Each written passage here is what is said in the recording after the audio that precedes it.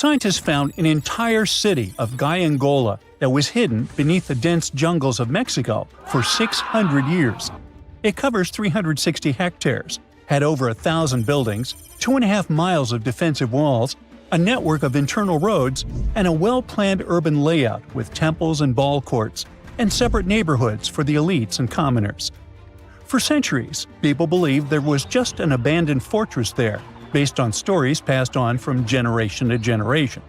Until recently, there was no way to see how truly huge it was without spending years on the ground. But thanks to the new technology, a remote sensing tool called LiDAR, they got a 3D model of the area in just 2 hours from a plane. Gyangola was built between the years 1350 and 1521.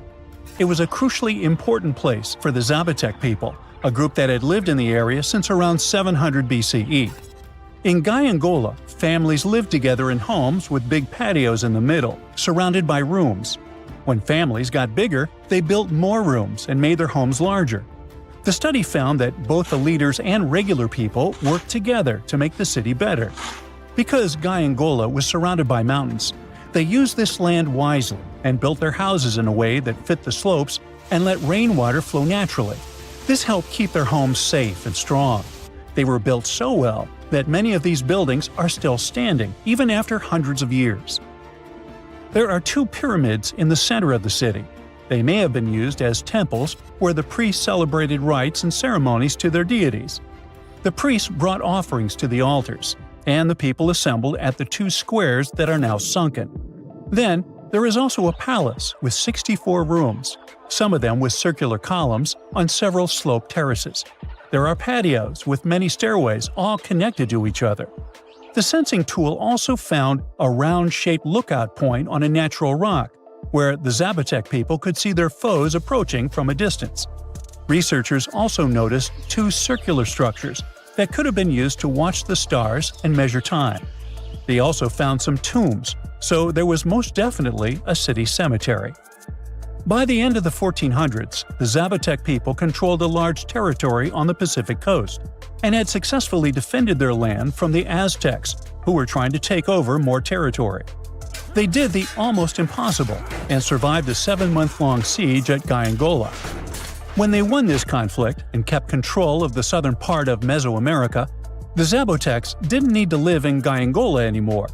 Staying in the mountains had its pros, but they needed fresh water and good farmland to grow food. The small city of Tehuantepec, just 12 miles away, had these conditions, so they moved there just before the Spanish arrived in 1521. Over time, Zapotec traditions started to fade, but their culture didn't disappear completely, and more than 300,000 Zapotec people still live in Oaxaca state in Mexico. They speak their own languages and keep their traditions alive. Creating the 3D model of the lost city is just the beginning of the research. Archaeologists hope that future studies of Gyangola will help us learn more about how the Zapotecs were organized, how they ruled their cities, and how they interacted with the Spanish when they arrived. They plan to study all 1,100 buildings found in the LiDAR scan, and it will take a few years. Instead of digging up the ruins, they will use special technology to scan the land and learn more about the city without damaging it. This same tech helped scientists find another massive ancient city that lay hidden beneath the thick green canopy of the Amazon forest. A whole network of houses, plazas, roads, and canals was hiding in the shadow of a mighty volcano. For centuries, many scientists assumed that ancient Amazonian people lived in tiny huts, clearing patches of land to survive. But this city, built 2,500 years ago and inhabited for 1,000 years, proves the opposite. Now, scientists think tens of thousands or even hundreds of thousands of people lived in complex urban societies. Scanning the area found 6,000 rectangular platforms, each measuring around 66 by 33 feet, and standing 6 to 9 feet high. These structures were arranged in clusters around central plazas, with straight roads with perfect right angles and paths connecting them. One of the roads was 16 miles long. Building straight roads like this is far harder than just following the landscape. Some of these roads may have had deep spiritual or ceremonial significance. The volcano's rich soil helped the civilization thrive, but it may also have led to its downfall. Researchers also found signs of threats to the cities, such as ditches that blocked entrances to the settlements. Maybe some people living nearby were trying to get in. The next step for the researchers will be studying the adjoining 116 square miles to know more about this large, complex society that could be bigger than the well-known Mayan societies in Mexico and Central America. Meanwhile, in 1963, a man in Turkey discovered an ancient city while renovating his own house. He knocked down a wall in his basement and found a mysterious room. He kept digging and saw a tunnel. It led to the Derinkuyu underground city. It's one of the deepest multi-level underground settlements in Cappadocia and in all of Turkey. The inhabitants lived on 8 levels and had access to cellars, storage areas, chapels, a school, a study room, and other structures. All floors were connected by an extensive network of tunnels. The underground city was probably built as a shelter. The construction is hiding at 279 feet deep, and you can't see it from the outside. The complex was large enough to shelter about 20,000 people with their livestock and food supplies. There was also a 180-foot ventilation shaft. Archaeologists believe that Phrygians first built the levels. The Romans used and enhanced the structure later. The golden time of Derinkuyu was during the Byzantine era. The next lost and found city appeared only in a few inscriptions and ancient texts, so no one could be sure it really existed. Scientists searched the majority of the coast of Egypt until one archaeologist and his team detected a colossal face looking at them from under the water. The ancient city of Thonis-Heracleion was discovered completely submerged 4 miles off Alexandria's coast. In the ruins of the lost city, there were 64 ships, 700 anchors, and a treasure trove of gold coins. Archaeologists believe the 16-foot-tall statue and the temple remains are the most important findings discovered by the expedition.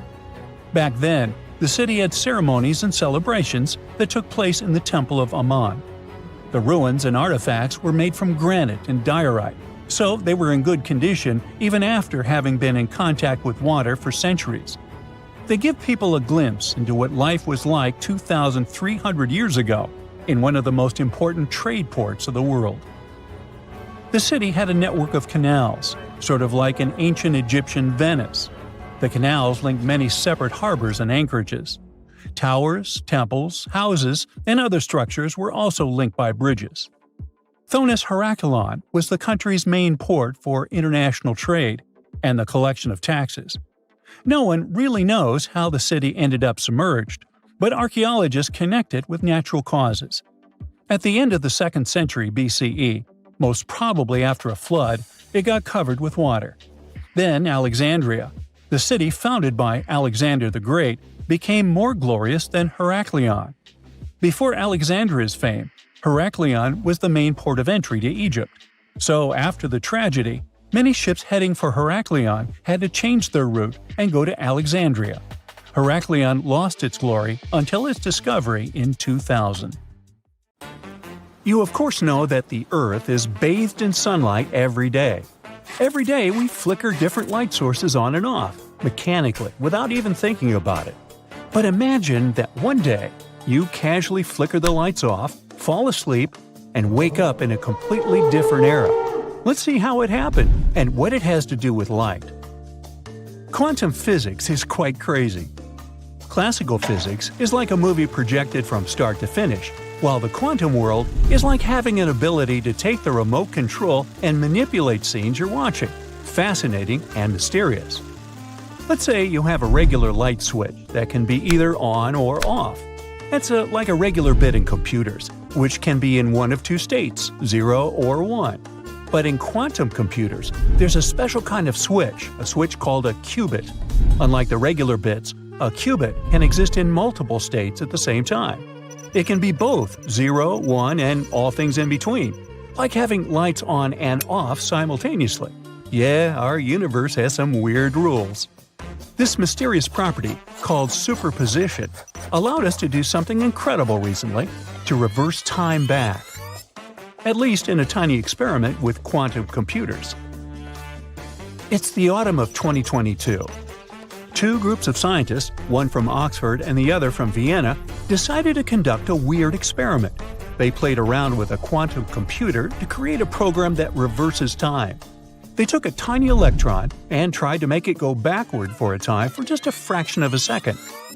It would be like breaking a billiard ball triangle, where the balls go from order to chaos and then magically reverse. But don't get too excited about time travel yet. Unfortunately, we're not sure if it's possible to recreate it in real life. The scientists cracked some numbers and found out that if we observe 10 billion localized electrons every second for the entire age of the universe, we'd only see something like this happen once.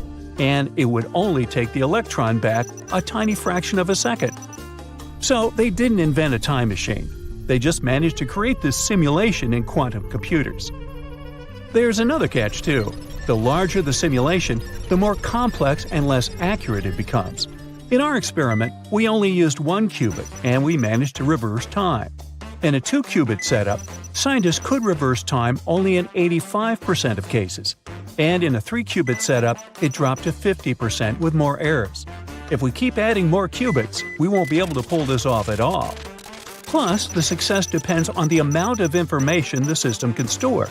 For example, teleporting a person would be almost impossible because humans have so much information inside them. So, unfortunately, no time machine so far. But there are some possible uses of this discovery. Reversing qubit states in a quantum computer can help correct errors during development, sort of like a little Control-Z in real life. So, it was a tiny step to more exciting discoveries in the future. For example, recently they demonstrated another crazy little thing: send light itself back in time. Now, light isn't mere luminary. It has superpowers that we can't even imagine. The ancient Greeks believed that our eyes emitted visionary beams. Sir Isaac Newton proved them wrong hundreds of years later when he conducted his experiments with prisms. The prism broke the pure white light into a beautiful palette, and that's how we found out that light actually consists of tons of different colors. Many years later, scientists learned even more that light is a wave. And even later, in the 20th century, we discovered the final paradox, that it's both a wave and a particle, a dual existence in one photon. And the more we learn about light, the more crazy things we find. In 2016, scientists managed to freeze the light in time. They put photons, the tiniest light particles, in ultra-cold atomic clouds. Then they managed to stop it, again, for just a moment. But the fact that it's even possible is already incredible. Then scientists got even bolder. They decided to try not only to freeze the light, but to move its direction in time.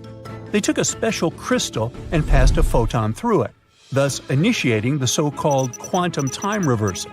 As a result, the photon started moving into both the future and past at the same time. The science magic behind this involves 2 quantum principles: superposition and quantum symmetry. We already mentioned the first one. It allows tiny particles to exist in multiple states at once. Now, the second principle says that even if you flip particles around like a mirror, they'll still follow the same laws. Combining this, scientists crafted a photon that defied the usual forward march of time. But again, it's nothing super fancy yet. This time flip only works for specific particles, not entire humans. And even if it did work for us, rewinding a person even for a second would take a super long time and a lot of energy. But the fact that we can change the light's speed and make it change directions is already amazing. And scientists already see some possible applications to this.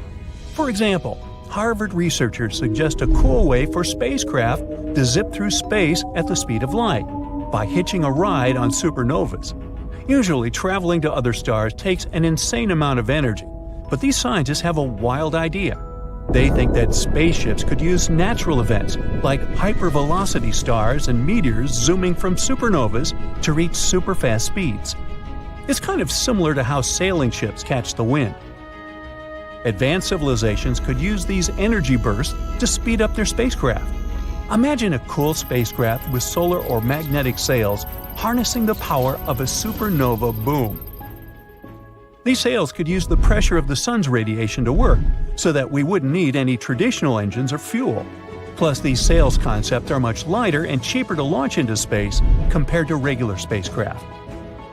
The team is already working on a light sail accelerated by lasers to reach 20% of the speed of light. It might not sound like a lot, but it's actually an insane speed. Their dream is to help humanity make a swift journey to Alpha Centauri in just 2 decades. Isn't it amazing how many things we can do with light, and not just in our imagination? Let's go to more practical achievements. Recently, a Canadian camouflage company called Hyperstealth Biotechnology Corporation has crafted an actual invisibility cloak.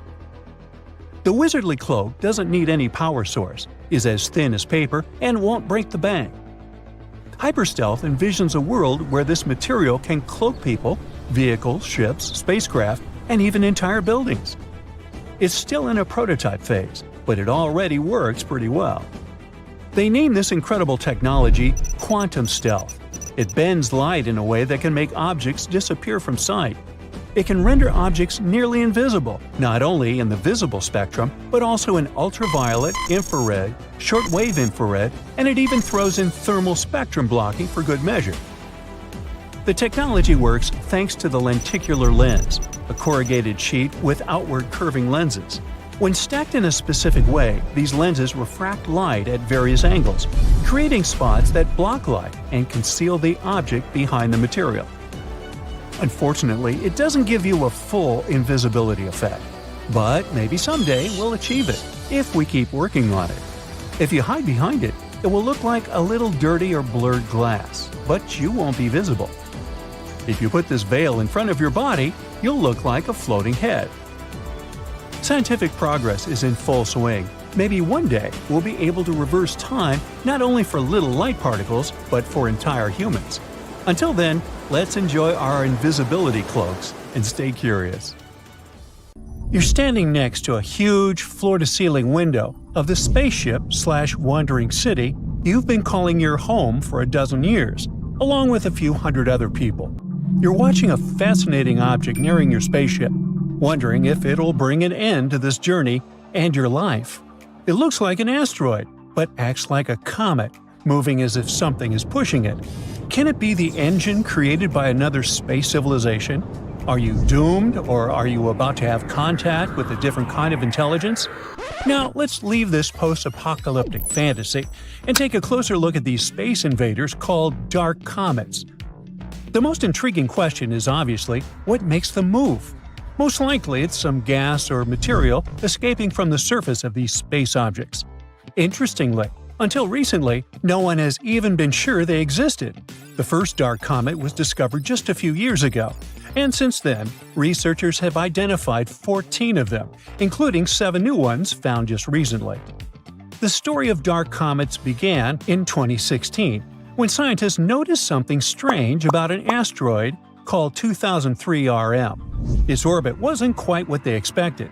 It had shifted slightly, and no one could explain that shift by typical asteroid behavior, when they received tiny pushes caused by sunlight heating an asteroid unevenly. Instead, the movement suggested that 2003 RM might have been releasing material, something comets often do. But there was a catch. The thing didn't look like a comet. There was no tail, no visible gas cloud. It was just a tiny dot of light, like a regular asteroid. At first, scientists thought 2003 RM was just a one-off mystery, but in 2017, a telescope spotted another strange object, this one from outside our solar system. It was Oumuamua. It too looked like an asteroid, but had a path that changed as if gas were escaping from it. The similarities between Oumuamua and 2003 RM made researchers think there might be more of such odd objects out there. By 2023, 7 more had been discovered in our solar system. These discoveries were enough to give this new type of object the name of dark comets. Now, scientists have enough data to start noticing patterns and learning more about their characteristics. And so, they have identified 2 main groups of dark comets. The first group, called outer dark comets, is larger, with sizes ranging from hundreds of feet to even more. They follow long elliptical orbits, similar to traditional comets that come from regions near Jupiter. The second group, inner dark comets, is smaller, usually tens of feet across. These comets move in almost circular orbits and stay closer to the Sun, near planets like Earth, Venus, and Mars. The main question these days is, where do dark comets come from? Can they be the remnants of larger bodies that broke apart? These space bodies could help us understand the history of the solar system. What if they had delivered the ingredients for life to early Earth? Once we study dark comets better, we might figure out if they contain materials like ice or organic compounds. And indeed, some researchers are sure that dark comets may contain or once have contained ice and played a big role in bringing water to Earth. According to a couple of studies, some asteroids in the asteroid belt, a region between Mars and Jupiter filled with rocky debris, might have ice beneath their surfaces. And this ice from the asteroid belt could have traveled into near-Earth space. In other words, it could be a pathway for water to reach our planet. So far, no one is saying that dark comets definitely brought water to Earth, but they might be another mechanism for moving ice from one part of the solar system to another. The study also hints at a connection between dark comets and a group known as Jupiter family comets. These are comets whose orbits are strongly influenced by the gravity of Jupiter, often pulling them inward toward the Sun. This connection makes it even more difficult to understand where dark comets come from and how they behave. Now, let's take a closer look at the differences between asteroids and comets. Traditional asteroids are rocky bodies that orbit relatively close to the Sun, typically within the ice line. This region is so close to the Sun that any ice on an asteroid surface would turn directly from a solid into a gas, leaving behind only rock. Comets, in turn, are icy bodies that form farther from the Sun. When they approach the inner solar system, their ice starts turning from a solid to a gas tube, creating a visible cloud called a coma or a tail while releasing dust and gas. Dark comets blur these definitions. They appear as rocky asteroid objects without a coma or tail, but they have behavior typical of comets, and that's small non-gravitational accelerations. These accelerations occur when ice turns into gas, giving the object a slight push. After analyzing 7 known dark comets, astronomers estimated that between 0.5% and 60% of all near-Earth objects might belong to this mysterious category. And since dark comets likely come from the asteroid belt, ice is likely to exist even in the regions of the belt previously thought to be too warm. Now, near-Earth objects like dark comets don't stay in the same orbit forever. The near-Earth environment is unstable, and objects typically remain there for about 10 million years. Since the solar system is over 4.5 billion years old, this means that new near-Earth objects must constantly replace those that are lost. Now, astronomers have used computer models to simulate the movement of objects under the influence of non-gravitational accelerations. They've traced the paths of these objects over a span of 100,000 years and discovered that many ended up in the same regions where we find dark comets today. Now, do you remember that space rock 2003 RM, which was the first to be called a dark comet? Well, it provided a particularly interesting clue. Its elliptical orbit brings it close to Earth, then out near Jupiter, before returning to Earth again.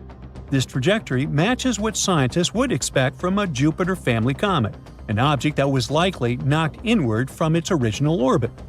Most of the other dark comets studied, however, seem to have come from the inner regions of the asteroid belt, closer to Mars. Dark comets are often small and spin rapidly. Astronomers often describe them as dirty ice cubes, all because these objects are a mix of rock and ice, and when they cross the ice line, their ice begins to turn into gas. This process not only causes those small non-gravitational accelerations, but also increases their spin rate. And the faster these objects spin, the easier they can break apart into smaller fragments. The pieces that break off also have ice, and as they spin faster and faster, they break into even smaller pieces. This process continues until you're left with very small, fast-spinning objects. This cycle of fragmentation helps explain why dark comets are often so tiny. But it could also mean there are more of them than we currently know about. The dark comet research provides new insights into the distribution of ice in the solar system and its potential pathways into the near-Earth environment. It also raises intriguing questions. For example, how much ice remains hidden in the asteroid belt? Or could dark comets have played a role in delivering water or organic materials to Earth? One of the most important points is that dark comets may represent a significant part of near-Earth objects. If it turns out to be true, it could mean that our understanding of the population of near-Earth objects and their potential risks for our planet is far from complete. The processes shaping dark comets, from sublimation to fragmentation, could be a major factor in the evolution of icy bodies throughout the solar system. Luckily, these days, scientists have an opportunity to combine advanced modeling with observations, which can eventually shed light on that very elusive class of objects that could have clues to the history of water and life on Earth. So your phone needs an entire night to charge. Bummer, right? A cool Indian origin researcher has you covered. He's discovered a super speedy way to charge your laptops and phones in just 1 minute.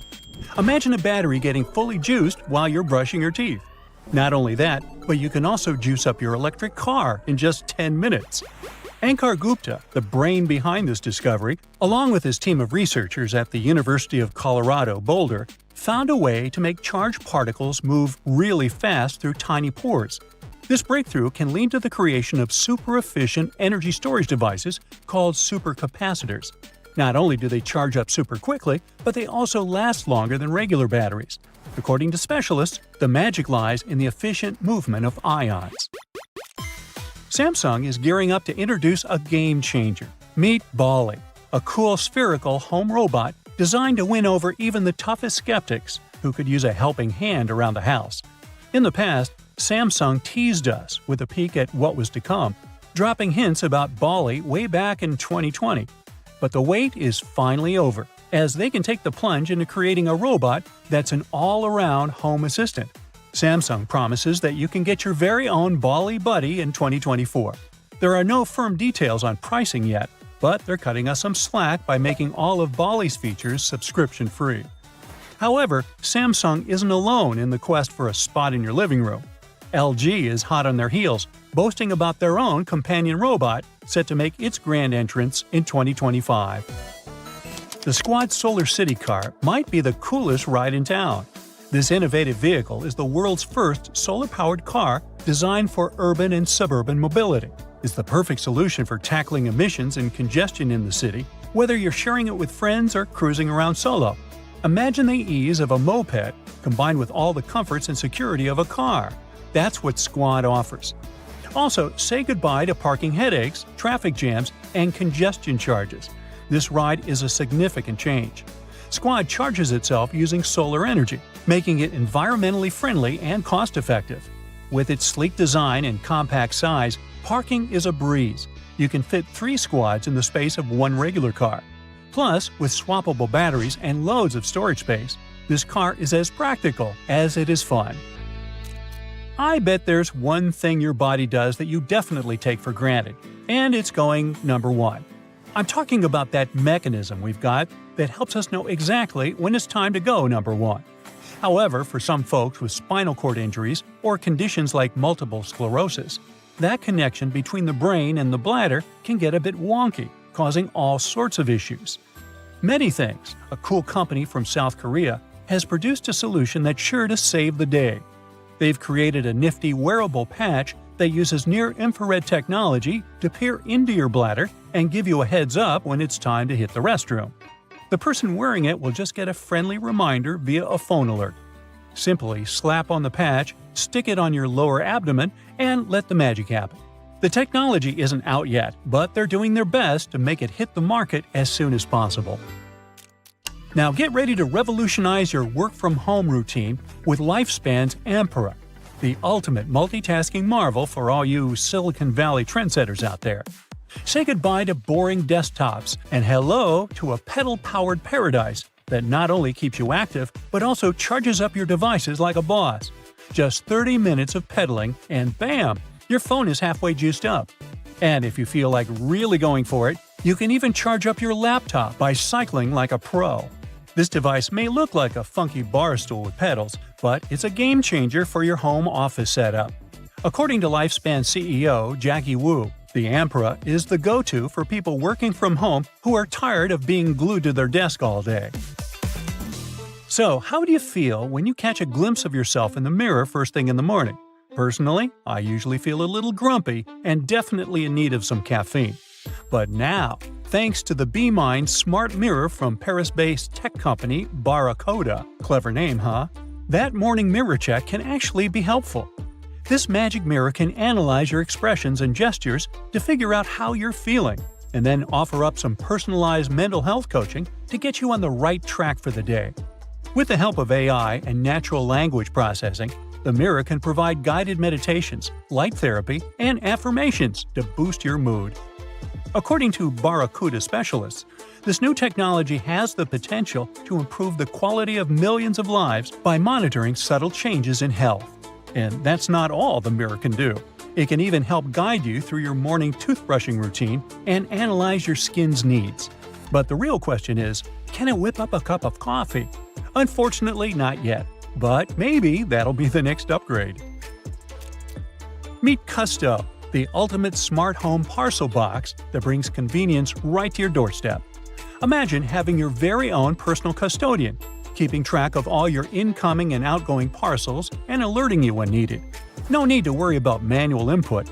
Custo opens with just a scan of the parcel's tracking number, thanks to real-time checks with over 1,500 courier APIs. You can easily grant access to family and friends through the mobile app, using unique QR codes for one-time or recurring visits. Plus, rest assured that your smartphone will promptly notify you about every delivery. Taking a leisurely stroll is a fantastic way to get your exercise in.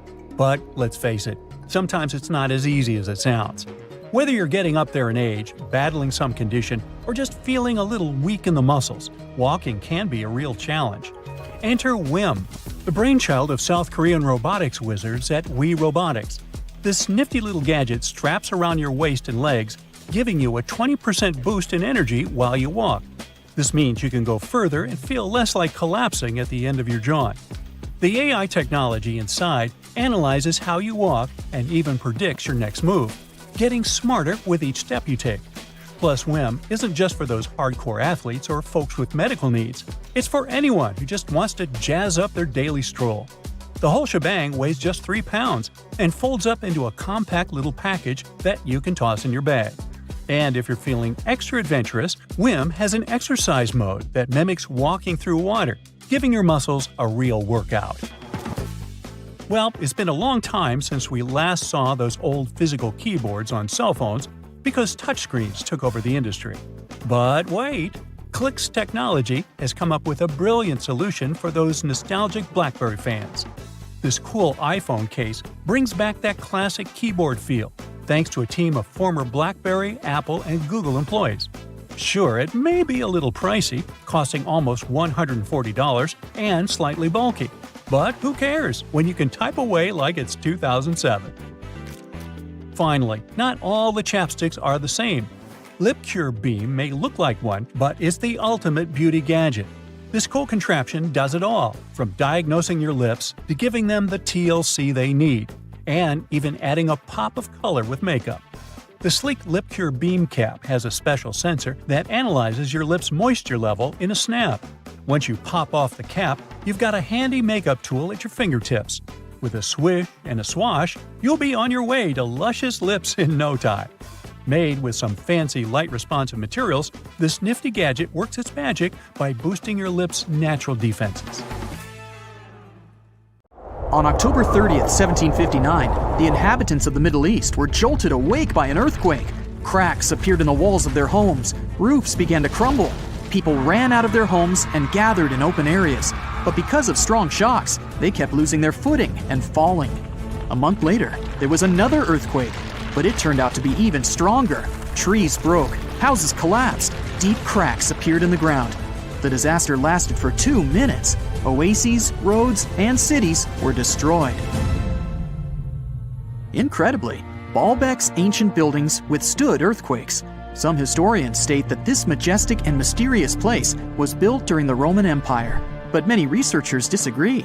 Whatever the truth is, the city is one of the main archaeological phenomena of humankind.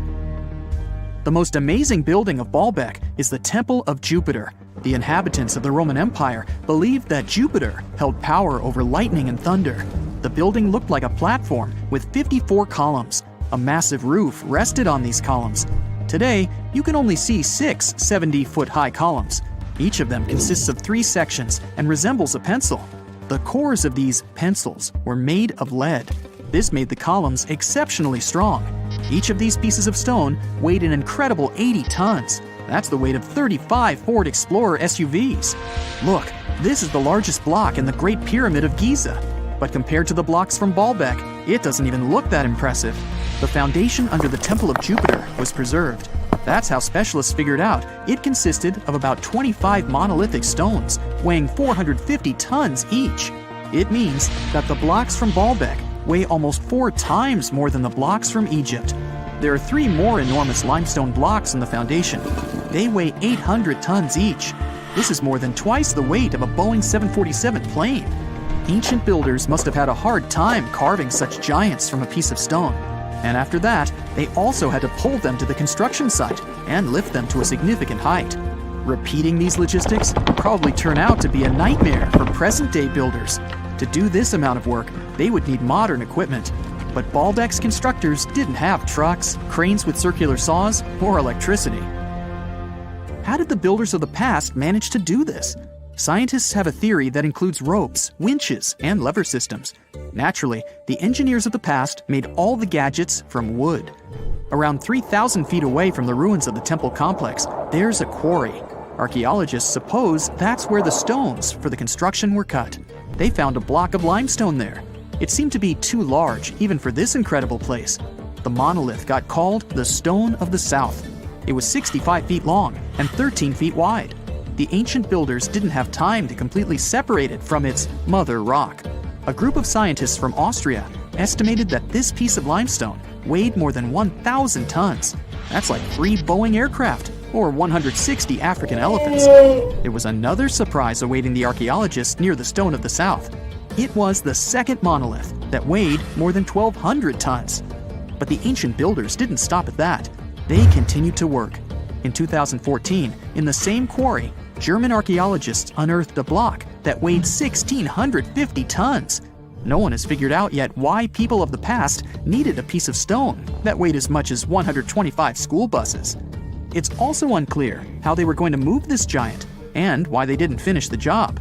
In any case, this third monolith is the largest processed piece of stone in human history.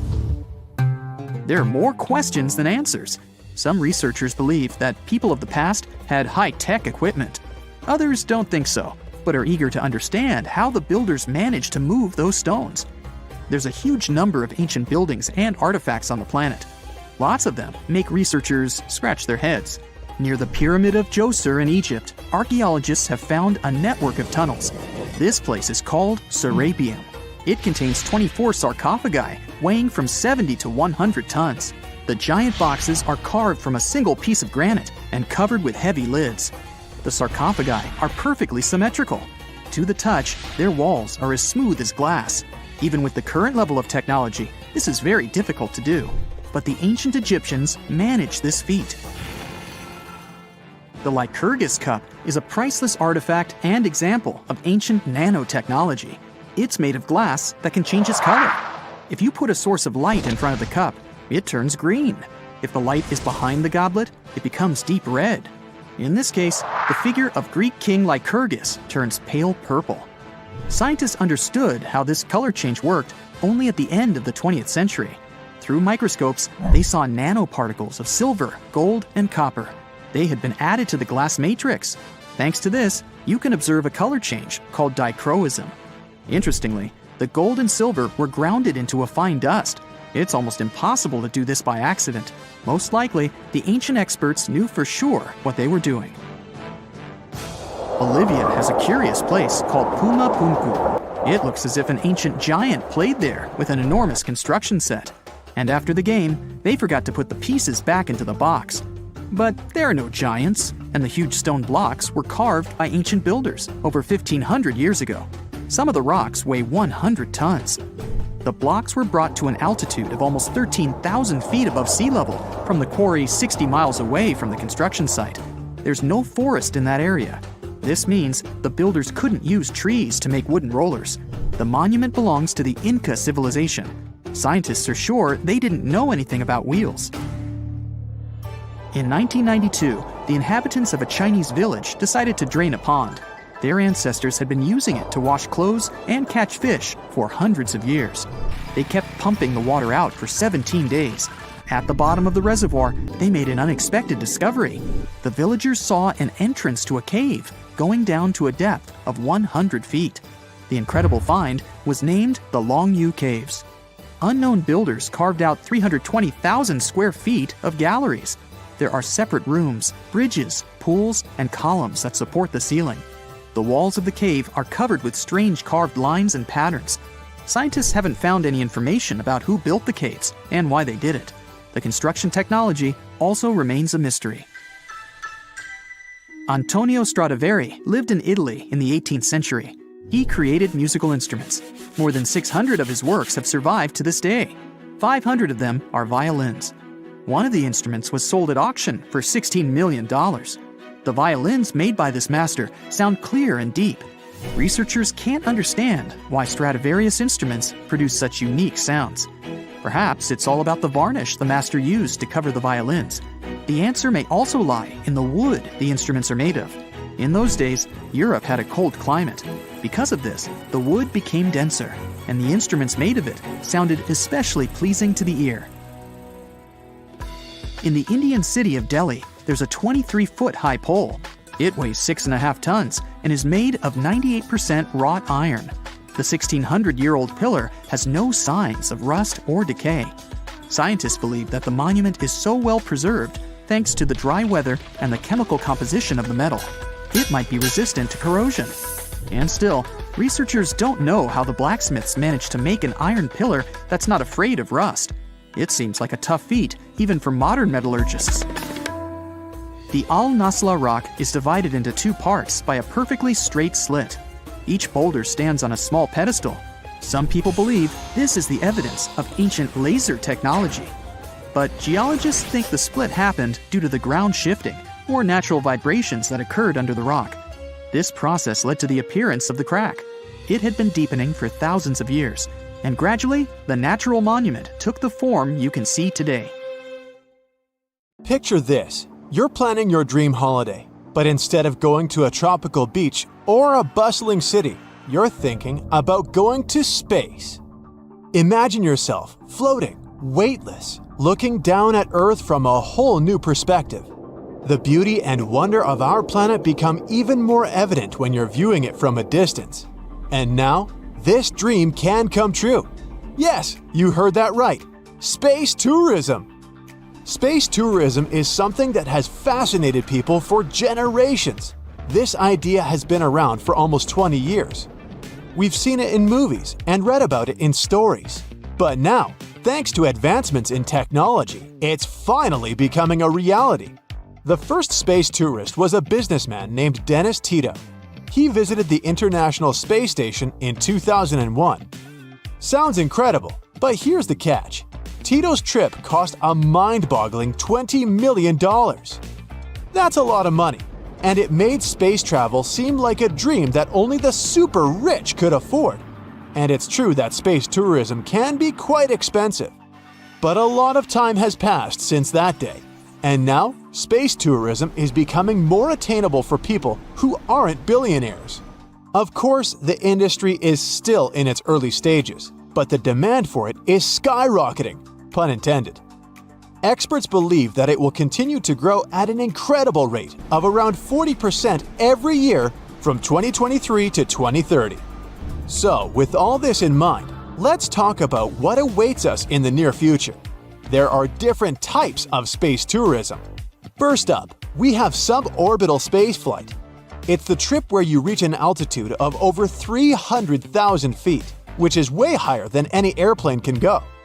In fact, it's so high that you cross a special line called the Kármán line, which marks the boundary of outer space. How cool is that? so it's basically like a quick jump into space and back. So let's talk a bit more about suborbital spaceflight. Imagine you want to go on vacation to Sydney, but you live in London. Normally, it would take you about 22 hours to get there by plane. That's a really long time to sit on a plane.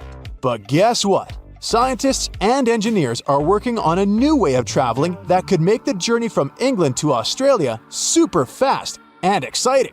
Suborbital space trips could be used for quick travel between different cities on Earth. Instead of flying in a regular airplane, you would hop on a spacecraft that can go really, really fast. According to a recent study, in the near future, it might be possible to fly from London to Sydney in less than 2 hours. Just imagine how amazing that would be. You would zoom up into space, see the Earth from above, then come back down in no time at all. What an adventure! This study, conducted by the UK's Civil Aviation Authority, was all about understanding how our bodies react to trips outside Earth's atmosphere. To figure this out, the researchers needed some brave volunteers. They recruited 24 healthy people between the ages of 32 and 80. These volunteers were taken to a special training facility called an RAF centrifuge in Cranwell. A centrifuge is a big machine that looks like a giant spinning chair. The volunteers were sat in there to experience a simulation of spaceflight. They were spun around, and their bodies felt the pressure and changes in gravity that happen when you go into space. Almost everyone handled the simulation pretty well and quickly returned to normal. One person even briefly lost consciousness, but it was because of the gravitational forces, and they recovered soon after. Now, this study found some surprising things. Many people think that you have to be really fit and young to handle space flights. But the research showed that older people can actually cope better with all this gravity craziness. So even if we don't develop space tourism in the next decade or two, you'll still have a chance to visit space even when you get old. Right now, there are two big players in the suborbital spaceflight game: Virgin Galactic and Blue Origin. Both of these companies have rocket-powered systems that can take up to 6 passengers on a thrilling ride. Virgin Galactic has already had 4 successful flights, but they recently ran into some financial trouble. On the other hand, Blue Origin has flown 32 passengers on their new Shepard rocket. The catch is pretty obvious. Right now, space tourism is super expensive. Companies can charge a whopping £350,000 per seat for these flights. But don't worry, things are about to change soon. Experts believe that space tourism will grow in the coming decades. It will be kinda similar to what happened to airplanes. Right now, the cost of a quick trip to space is very high. But as time goes on, the prices will go down. Eventually, space tourism will become more affordable and accessible to people all around the world. That means not just our children, but many of us will have a chance to experience the wonders of space. As technology advances, we might even be able to plan rocket-powered holidays in the future. Can you imagine telling your friends that you went on a vacation to space? What a flex! And now, let's talk about orbital spaceflight. This is the real deal, where you get to spend more time in space. Instead of just a few minutes, you can spend anywhere from a few days to over a week up there. And we're not talking about a measly 300,000 feet anymore. We're talking about going over 1.3 million feet high. So whether you're up for a quick jump into space or a longer adventure orbiting our planet, space tourism has something for everyone. Sky is no longer the limit. But space tourism isn't all fun and games. There are some challenges we need to consider too. First off, let's talk about the environment. Launching spacecraft and rockets takes a lot of energy and can create air and noise pollution. This can seriously harm our atmosphere. We don't want to trade a cool space trip for a damaged planet, right? Next, there's the issue of safety. Space travel is still risky, and accidents can happen. Even with safety protocols in place, there's always a chance of something going wrong. And if it does, the consequences could be really, really bad. Yikes! Space debris is another concern. Every time a spacecraft is launched, it leaves behind debris that can stay in orbit for a long time. As more launches happen, the amount of debris keeps growing. This can cause problems for other spacecraft, and even small pieces of debris can cause damage.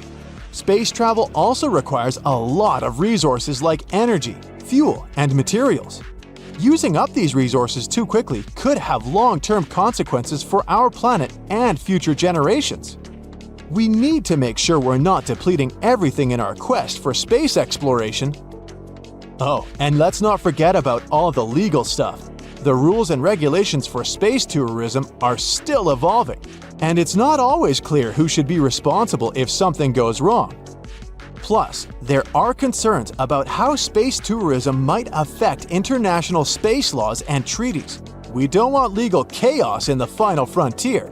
And finally, to achieve our dream of taking spaceships like planes, we'll need better infrastructure and logistics.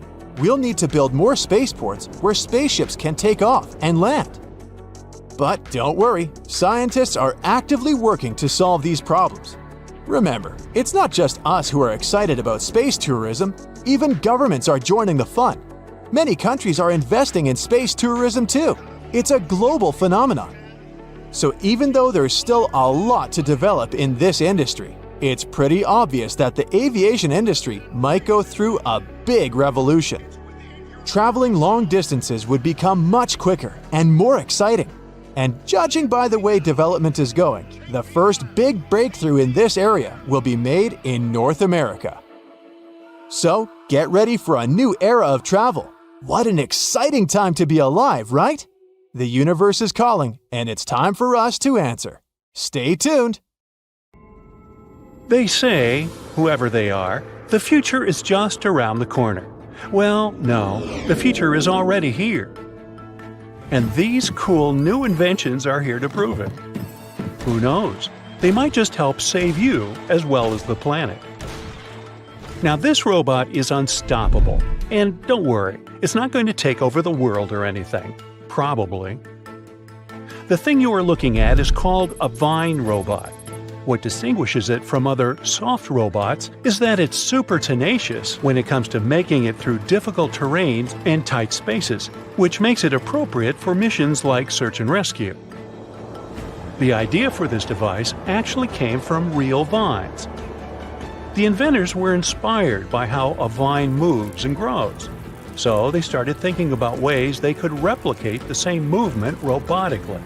Eventually, they came up with a simple and elegant design that doesn't require any expensive materials. All they needed was some airtight tubing. Remember the water wiggle toys? I do. The mechanism of their soft robot acts just like that. Then, to make it grow out from the tip, they used compressed air. And just like that, the basics of their invention were ready. It's so easy that you can build one yourself in as little as a minute. Aside from being easy to replicate, their design comes with other advantages as well. It can enter gaps 1/4 of its original size. Sticky surfaces and sharp objects don't really affect it as long as the air pressure is continued to be applied. The inventors, of course, have upgraded their design and created different versions so that the robot will be able to perform various tasks. For example, they added a camera to the robot's tip, which made it ideal for things like archaeology.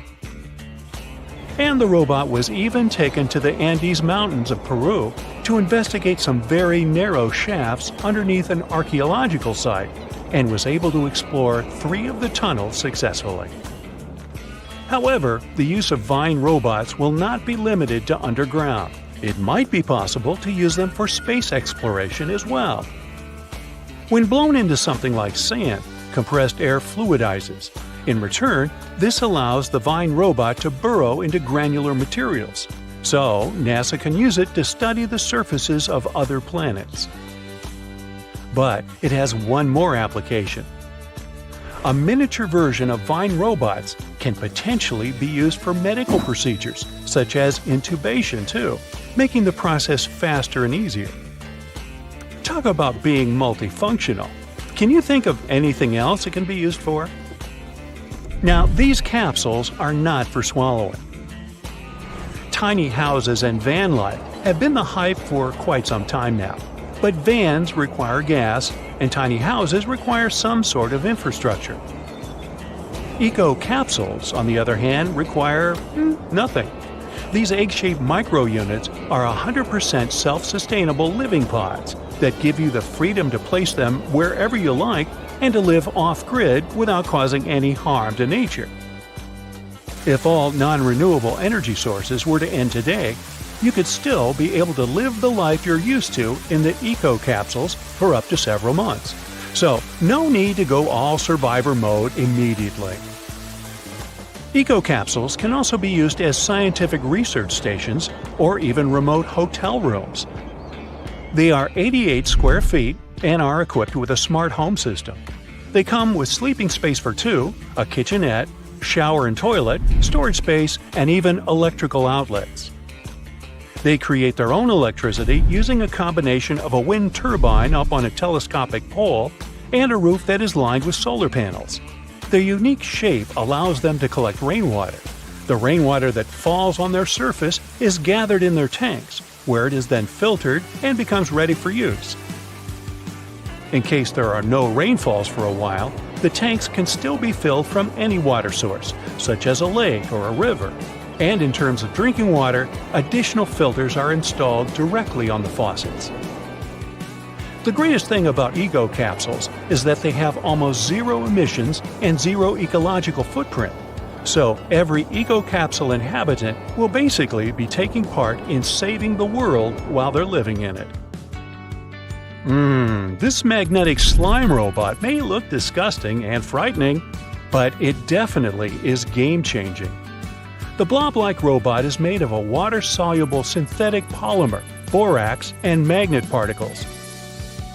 It is a non-Newtonian fluid that has viscoelastic properties, which means it can act both as a liquid and a solid depending on the level of pressure that's being applied to it. Accordingly, when you touch it quickly, it acts as if it's solid, and when you touch it gently and slowly, it acts as if it's a liquid. Hey, turn the pressure on me and I melt into a puddle, so I'm familiar with this. The tiny particles of magnets within the slime give it the unique ability to move. They can be controlled to make the robot travel, rotate, or form different shapes, such as a C or an O. There's no limit to which direction it can move, and from the looks of it, nothing can stop it from going. It can navigate passages that are as tiny as 0.06 of an inch, move around objects, and reach speeds of 1.2 inches per second. What's even more groundbreaking is that it can stretch 7 times up to its original length, grab onto multiple things simultaneously, and even extend tentacles in different directions. It's shown to be able to conduct electricity and pull wires together, which gives it the capacity to switch and repair circuits. In the future, the creators of the slime hope that it can be used for medical procedures, such as retrieving objects from the digestive system that are swallowed by accident. Sorry, I can't help myself. In addition, if the swallowed object is something toxic, like a small battery, the slime can also hypothetically be used to wrap around it and prevent toxic electrolytes from leaking out into the body. However, the magnetic particles inside the slime are actually toxic themselves, but the researchers have coated them with silica to make the robot safe for this hypothetical application. The coolest thing about the slime robot is the fact that it is self-healing. That means it can bring itself back together even if it is chopped apart, without the help of external sources, and it can maintain its electrical capabilities after healing too. These all sound like some science fiction stuff, but you can relax since the slime is not sentient, at least for now. This is the transparency we all need.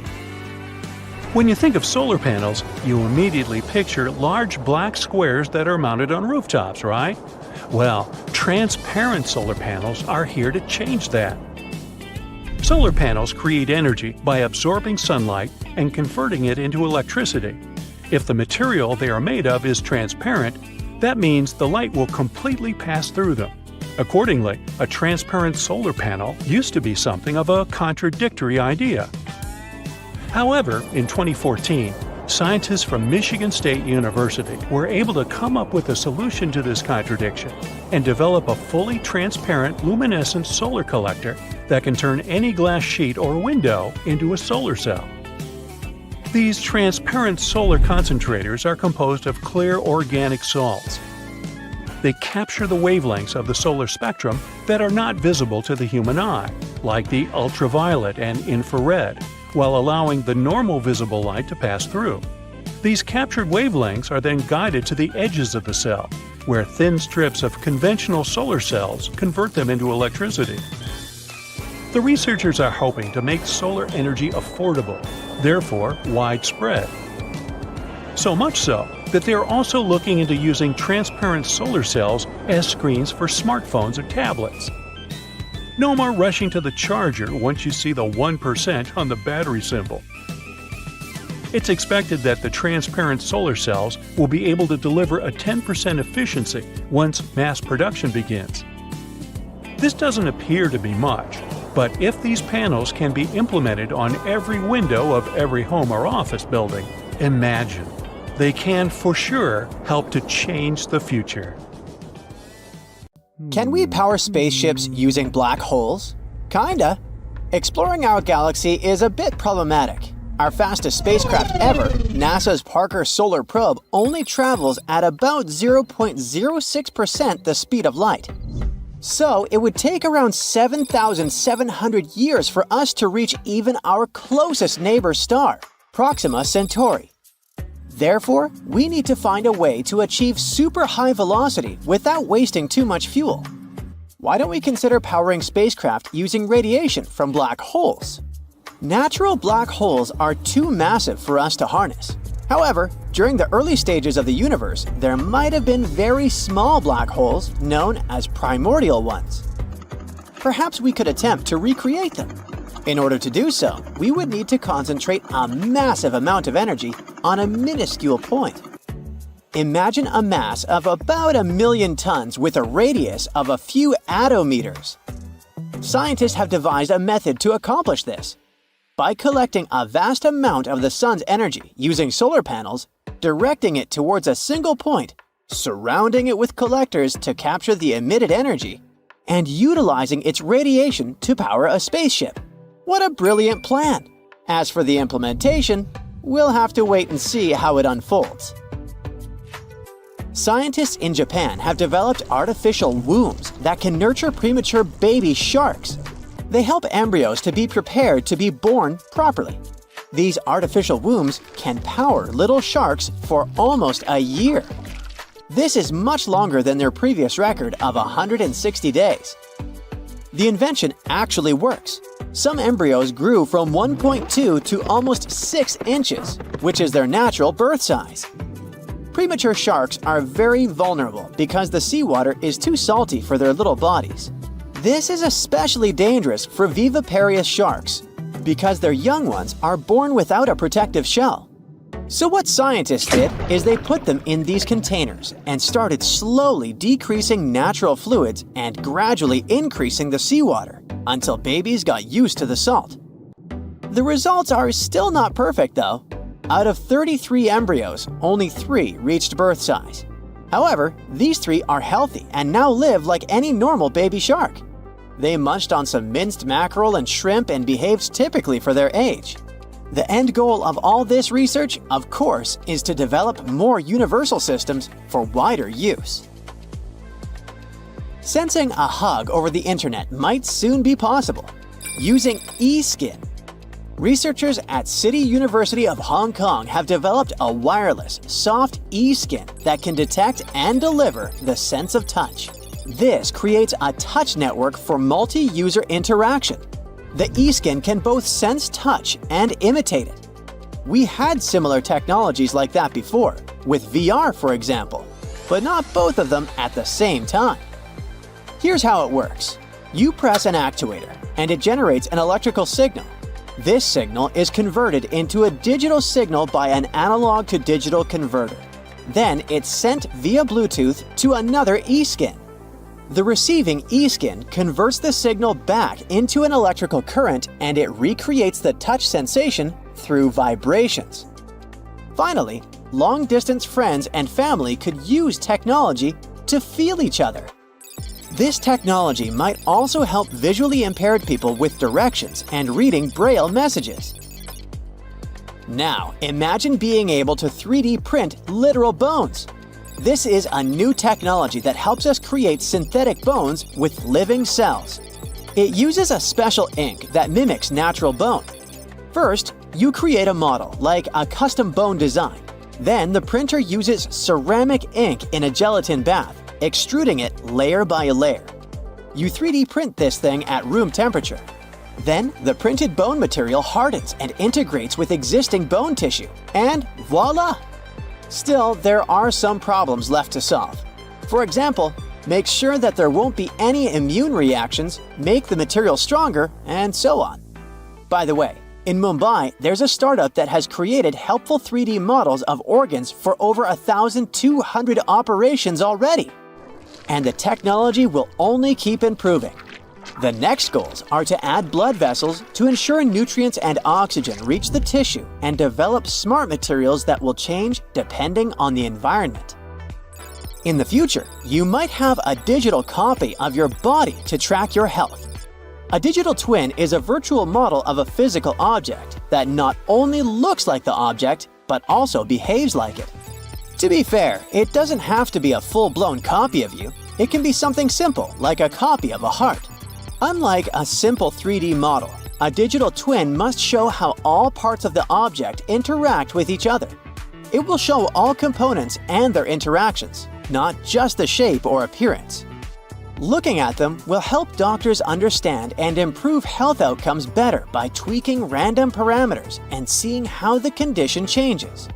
For example, recently, researchers created digital twins of patients' hearts. The model showed the heart's structure and damage, things like scars and all that. They also had a simulation of the heart's electrical activity. They tried sending signals through the digital twin, looked at how it behaved, and were able to predict issues like arrhythmias. What if your walls could eat sunlight during the day and use the accumulated energy to power the building at night? Buildings literally powering themselves? Check out the energy-storing bricks.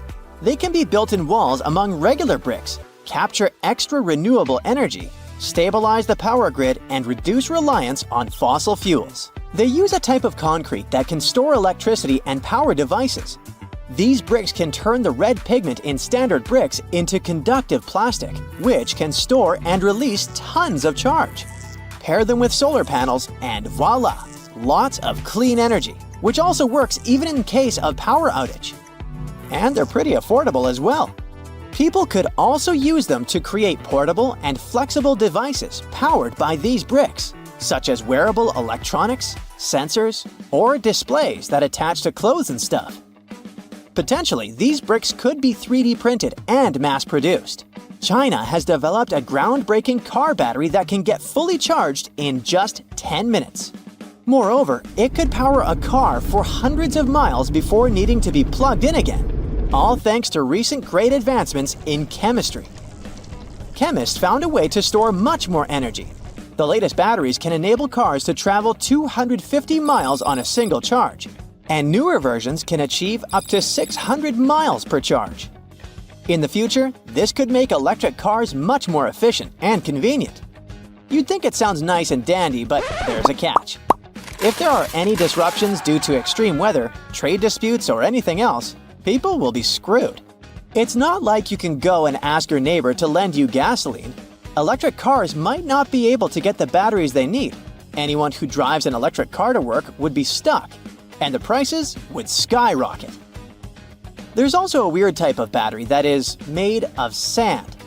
Finnish engineers filled a large steel container measuring 13 by 23 feet with 100 tons of sand. They then heated the sand using wind and solar energy. This method allows energy to be stored for months. In a battery like this, electricity used to heat air in a special system of pipes. The hot air then flows through these pipes to warm up the sand. This generated heat can be used as energy. This is called resistive heating. Sometimes new technologies can be both amazing and a little creepy. That's definitely the case with necrobiotics. This involves turning things that passed away into robots. It might sound like a horror movie plot, but researchers at Rice University think it will be super useful. A team at Rice University has turned a deceased spider into a robot-like gripper that can pick up objects. They do this by injecting air into the spider. Spiders use hydraulics to move their limbs, forcing their version of blood into their legs to make them extend. These necrobiotic grippers could be used in delicate tasks where traditional robotic parts might be too bulky or rough. In 1925, magazine publisher Hugo Gernsback created the Isolator, a bizarre-looking helmet for people who need to concentrate properly. Its first version was made using wood and felt. But Gernsback wasn't satisfied since it didn't block all the external sounds as well as he had hoped. Then, he redesigned the device, removing the wood and adding glass so users could see through it. But a problem emerged. The helmet could only be worn for about 15 minutes at a time before the user became drowsy. 38 years later, Gernsback presented the Tell-Eye glasses, a handy, pocket-sized portable TV set. You might find them funny-looking, but to be honest, today's VR goggles are only slightly less geeky. The Tell-Eye glasses weighed about 5 ounces and were built around small cathode ray tubes that ran on low-voltage current from tiny batteries. The device had a separate screen for each eye, which meant it could display stereoscopic images, working pretty much like 3D glasses. Gernsback promised that users faced no danger of being electrocuted, but, well, people didn't take his word for granted. Meet the beauty micrometer, also known as the beauty calibrator. This 1930s technology definitely looks like a clockwork orange device, but it was actually designed to enhance people's beauty. The specialist placed this thing around a person's head, and the flexible metal strips helped calculate facial measurements with great precision.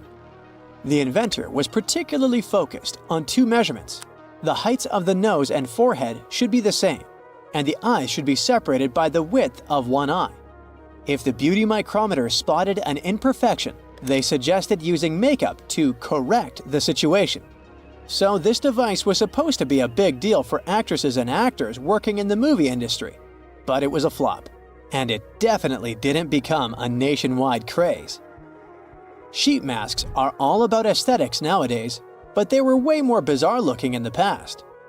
Take this ice mask created in the 40s by the legendary Max Factor Jr., who basically invented makeup for movie stars. He hoped that actresses would go to great lengths to get a mask like this to reduce facial puffiness, but that really never happened. Some people find those dimples around a smile to be the most charming and attractive thing ever. So, an inventor came up with the Dimple Maker back in 1936, which basically looks like some medieval dental equipment. The instructions were pretty simple. The user should stand in front of a mirror, smile to position the Dimple Maker correctly, and wear it 2 or 3 times a day for 5 minutes each time. The idea was to repeat the process until dimples appeared. But no surprises here, the thing couldn't really make dimples look better or create new ones. In fact, the Medical Association even stated that this device could bring you serious health issues instead of conventional beauty. Even the most experienced men can injure themselves by shaving from time to time. So, probably only the bravest would pay to use this mass shaving machine, which allowed barbers to shave a dozen men simultaneously. This device appeared in a pilot for a TV series in the 60s, but it was invented in the 19th century. Still, the commercial success was never meant to happen, as this machine would simply never adapt to different face shapes. Another dangerous invention was the shoe-fitting fluoroscope. When shopping for shoes, instead of the usual try-on routine, people would step onto this cool machine that uses X-rays to show a real-time moving image of your feet inside the shoes. It's like a high-tech way to make sure your kicks fit just right. It sounds pretty cool, but these machines were actually dangerous since they were blasting out a crazy amount of radiation. I mean, during a quick 20-second view, you'd get a dose way above safe levels. Even though the radiation was aimed at people's feet, a bunch of it would scatter around, exposing everyone nearby.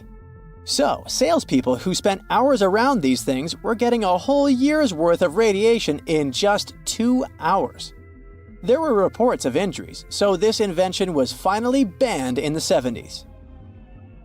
If you've got 2 left feet, you can learn how to dance with YouTube videos, or call your partner to help you out by using these Siamese dancing shoes. This invention made its debut in a 1981 mail-order catalog, intending to help couples stay in sync on the dance floor. But they were more likely to have you both tripping to the ground. Let me introduce you to the auto skates, an invention dating back to the 40s. A co-pilot, I mean someone brave enough to chill on a little stool behind the driver and help brake using their own feet. If someone needed to take their whole family for a spin, they could just hop on the Goofy bike. This invention, unveiled in Chicago in 1939, was a bike for 4 people that also doubled as a mobile sewing station. When this quirky ride was parked, the sewing machine's legs kept the tall cycle from toppling over. But I wouldn't be so close to it, just in case. The auto skates and the Goofy bike seem like relatively safe ways to get around compared to a barrel. In 1901, a schoolteacher named Annie Edson Taylor celebrated her 63rd birthday by taking a journey down Niagara Falls inside a 5-foot-high wooden pickle barrel.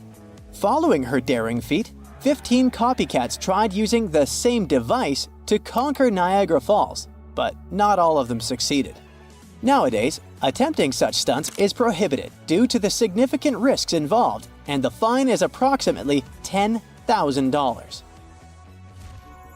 Back in 1929, someone apparently thought that wood veneer sheets could be the next big thing in bathing suit materials.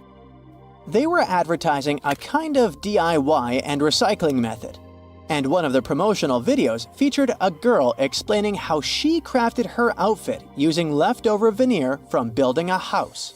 The funny thing is that they even claimed that, so far, none of the bathing suits had warped or cracked. But let's be real, the wood would need some serious waterproofing to pass the test of time.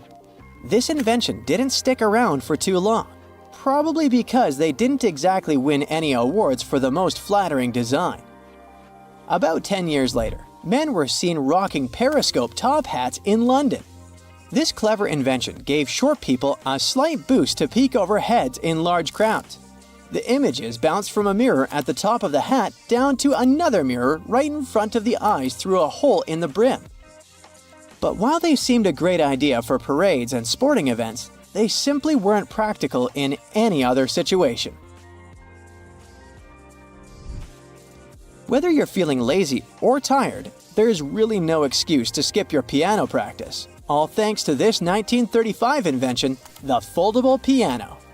The instrument sits at the foot of the bed, and the keyboard can be pulled out like a drawer, bent over on hinges until it's at the right angle for the player's hands. Is it safe though? All it takes is the piano not being totally secure, and bam! A disaster is about to happen. Let's say the well-being of kids wasn't exactly a top concern for the minds behind the Mercury maze. This 1978 invention was a handheld game where kids were supposed to rotate it and tilt the puzzle to guide a silver blob of mercury along a path to the center of the maze. Yes, we're referring to the toxic and health hazardous mercury in a kid's toy. What could possibly go wrong?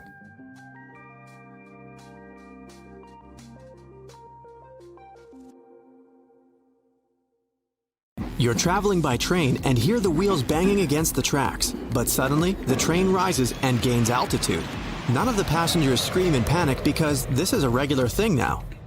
Well, maybe not yet, but it might become our reality anytime soon. Aka Technologies Company is developing such a project. Their goal is to reduce travel time and make trips more comfortable. To travel today, you need to get to the airport, spend a few hours there at the check-in and security check. And only after that can you board the plane, When the plane lands, you need to go through standard airport procedures again and then get to the city. Only after this, your trip is over. It means you use at least 3 different types of transport. But with Link and Fly from Akka Technologies, you can get to your destination without any transfers. This is a train the size of an Airbus A320. It's as long as 4 school buses and can hold about 162 passengers. Since it's a train, it can run on the subway tracks right to the city center. So when you begin a trip, you just need to get to the nearest subway station. Once you're on the train, it takes you to the nearest airport, and there, the fun part begins. The train makes a quick stop to get the wings and jet engines attached.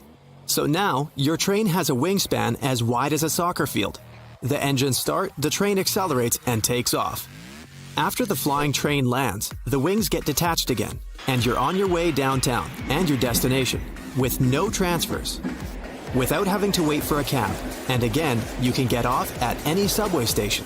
Transformer planes that can drive around the city are the distant future. For now, this company is developing a simpler solution to reduce airport overloads. Instead of having a plane parked right next to the gate, passengers will board the plane's fuselage right inside the airport's building. The fuselage will then pull out onto the runway, and the wings with the engines, as well as the cockpit with the pilots, will be attached. Here you go. The plane is ready for takeoff. This system will make boarding and takeoff 30 minutes faster than before. The company plans to make different types of removable fuselages. For short flights, they will have a capacity of about 160 people. There will be double-deck cabins for long-haul and higher capacity flights. VIP cabins can be customized like a private jet. And if all the seats are removed, the cabin can be used as a cargo plane. Link and Fly has a special safety system in case the cabin separates from the wings during the flight. 3 parachutes at the front and 3 at the back of the cabin will deploy automatically. There are also braking rockets that can help to quickly reduce the speed. This way, the fuselage will descend slowly and safely. A few seconds before touching the ground, the cabin will launch airbags attached to the bottom of the fuselage for the softest possible landing. Another option for traveling faster is the Airbus Pop-Up. It's a kind of taxi that can travel by road and by air. In the future, you can simply order such a cab from your tablet, phone, or even smart glasses and wait for the vehicle to arrive. The car itself consists of a passenger pod half the size of a modern sedan. It can hold 2 people and has a futuristic design and interface. The second part is the ground module. It's the chassis and wheels for driving on conventional roads. You get into the pod, and after that, artificial intelligence does all the work for you. It steers the car safely and takes you to your destination. When you get out of the cab, the pod with the ground module is sent to the nearest charging station. For convenience, charging stations will be located throughout the city, so you won't have to wait long for a cab. But if your destination is far away, a more interesting ride awaits you. Like in the first case, you get into a pod on wheels. The ground module takes you to the nearest takeoff site. There, the capsule gets attached to the air module. This thing looks like a giant drone. It hooks the passenger capsule and flies up, separating the pod from the ground module. Now, it's a flying cab.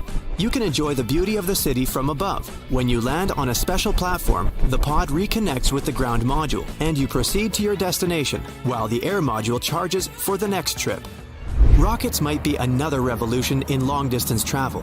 For now, we use them to fly into space, but in the future, they might completely replace airplanes. Let's say you're going from New York to Shanghai, which is on the other side of the planet. The launching pad of the rocket can be on the water, somewhere in Lower Bay. You board a ferry that will take you to the rocket. Once you reach it, you take your seat along with the other passengers.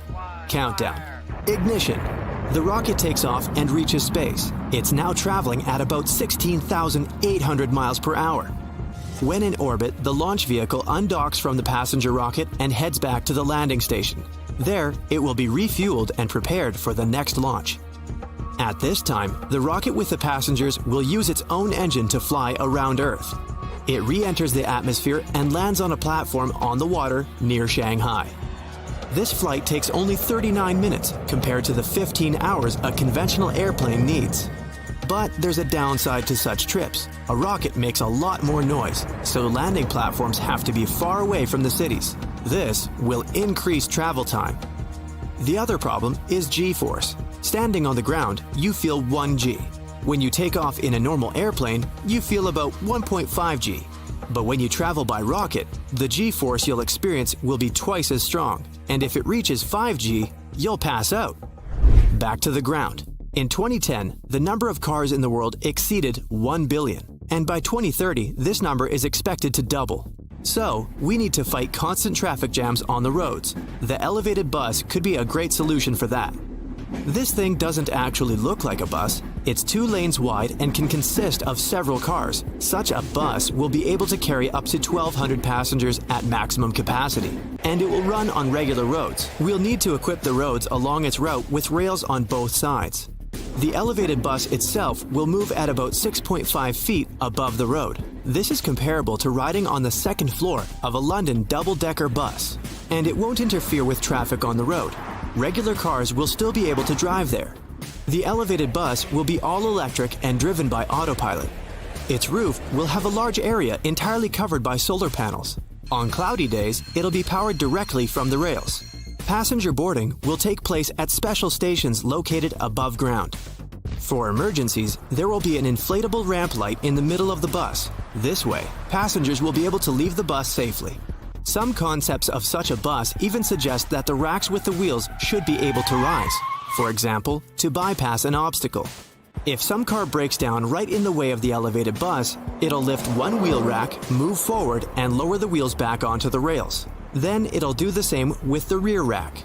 This way, the bus will be able to move around the city at about 37 miles per hour. It's faster than driving in a traffic jam. Another option to avoid traffic is tunnels. You would be able to travel through them in your own car. A hypothetical tunnel system under large cities would have multiple entry points. You would drive your car onto a special platform, and the platform would then be lowered down.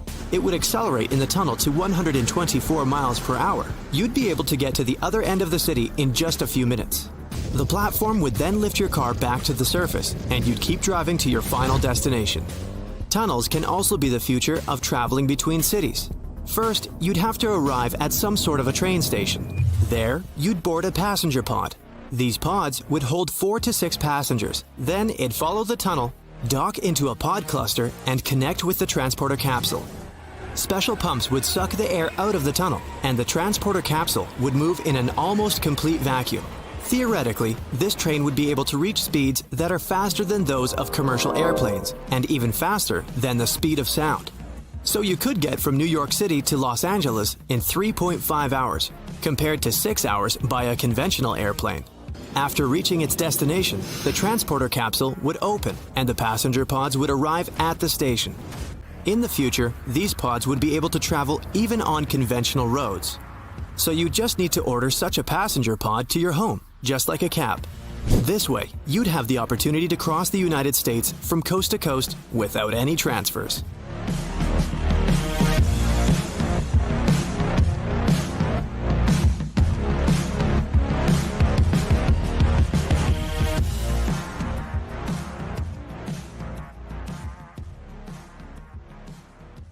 Now, as of today, there are around 400 million monthly active users hanging out inside virtual worlds. Doesn't feel all that crowded, but hey, I live on the other side of your screen. So, the sci-fi future we've been waiting for is already here. But technology is not all about fun and games. It's also here to make our lives easier. And these inventions are proof of that. So, buckle up as I teleport you to the near future and show you what one day will look like.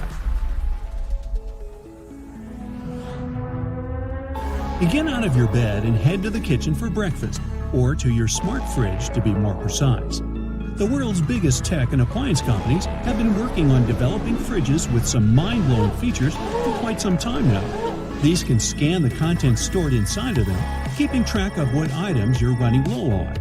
Their built-in touchscreens will display lots of information for you, from your daily schedule to a slideshow of family photos. Just like any other wireless device you have, you'll be able to connect them to your home's Wi-Fi.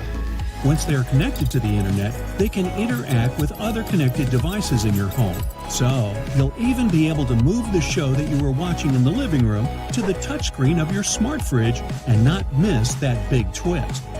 This screen will also let you know when and what items you need to reorder, as well as recommend recipes based on the ingredients you already have inside the fridge. The system behind these new and improved fridges will rely on the barcode or the radio frequency identification tags your food packaging will have. These are actually already being used by food manufacturers to manage stock and shipping. By scanning the tags or the barcodes, your fridge can access details such as expiration dates to keep an accurate inventory of your food. And just in case you're wondering how much having a fridge that sends you a shopping list will cost you, it'll range somewhere between $2,000 and $5,000. Your smart fridge warns that the coffee cream is expired. Oops, guess it's time to head to the store. Now, don't worry about searching for your wallet though. You will need neither cash nor a credit card to buy stuff. This will be possible all thanks to the tiny microchips which can be implanted into your hand. Don't get too excited though, one chip won't turn you into a cool cyborg or anything. This chip technology actually already exists in digital house keys, e-tickets, and bank cards. What will make them different now is that once the implantation process is complete, they will get linked to all of your online accounts. This will allow you to open your front door, hop onto the public bus or train, and buy groceries all with a flick of a wrist. You come home and finally have your morning coffee, with cream. Now it's time to actually make yourself something to eat. Such a bore. Or maybe not, thanks to your cyber chef. In 2015, a robotics company shook the culinary world when they presented their new invention, a robot that uses giant hands to cook meals. This master chef comes pre-programmed with thousands of recipes from world-class human chefs, so you won't need to Google how to make the perfect pie crust anymore. The robot that's named Molly will do everything from pour to stir, but unfortunately, it can't prepare ingredients for the recipes it's going to make. At least, not yet. Maybe I've seen too many movies, but it's probably not such a great idea to give a robot a knife anyway, right? However, if you prepare the ingredients yourself and put them inside special containers, it will recognize the ones it's supposed to use. Once it's done preparing food, it will clean up surfaces too. Finally, your own busboy. Molly can plan and adapt its recipes according to your diet preferences and calorie intake limits. However, you can also add your own recipes to its list through the touchscreen, and it can recreate your grandma's casserole with 100% accuracy for you. But you know what? I bet you can hire a personal chef for yourself, and the amount you will pay to get Molly, which is $340,000. And the best part is, they can even prepare the ingredients for you. Now, as the clock strikes noon, you'll receive a text message from your mom. She reminds you about her visit, which will be in an hour. You totally forgot about that. Well, you take a look around your house and realize that you haven't been doing any cleaning for quite some time. But she can't see it like this. This is where super suits might come in handy. The Guardian Exo is a rechargeable, battery-powered, and mechanical full-body exoskeleton that's designed to make you faster and stronger. Using its electrical motors and a state-of-the-art set of 100 ultra-precise body sensors, it combines human intelligence, instinct, and judgment with the endurance and precision of machines. It can increase your strength and allow you to lift up to 200 pounds of weight like you're lifting a feather, and it won't restrict your movement at all. So you can clean under your sofa, bed, or that smart refrigerator pretty easily and quickly before your mom arrives. Talk about productivity. But don't get your hopes up too much. It doesn't have the technology to allow you to stop buses like Superman or jump over buildings like Neo. So it's not really suited to saving the world. But it sure can be a lifesaver if you're moving into a new house. What's great about it is that you can actually get your hands on it now. That is, if you have $100,000 per year to pay its rent. Wow, you finished cleaning so fast that you still got some time left before mommy comes home. Might as well go for a quick run. But thanks to your suit, you didn't burn that many calories while cleaning. So grab your futuristic sci-fi sneakers and let's head out. This creature-like footwear called the Cryptide Sneaker is a fully 3D printed shoe. It's made out of only one material, which is a special polymer called thermoplastic elastomer.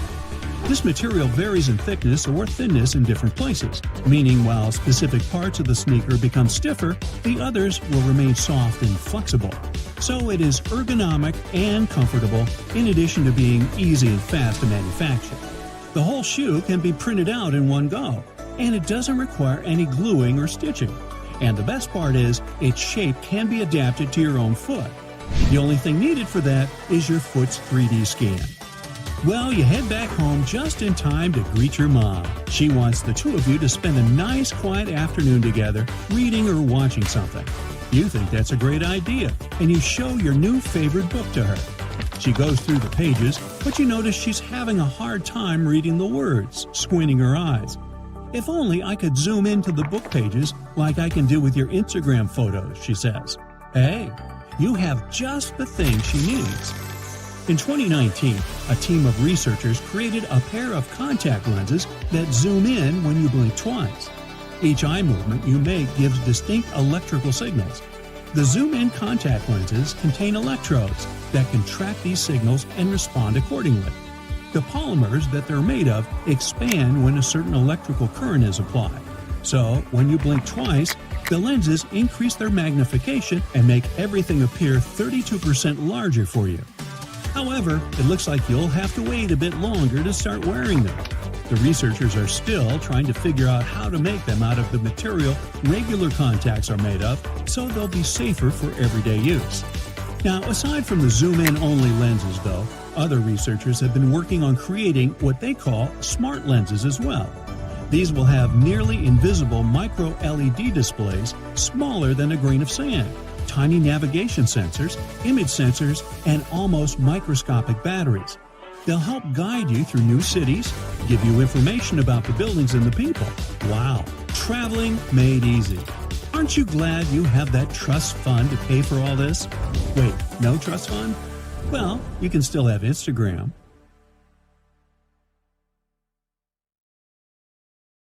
The year is 2160.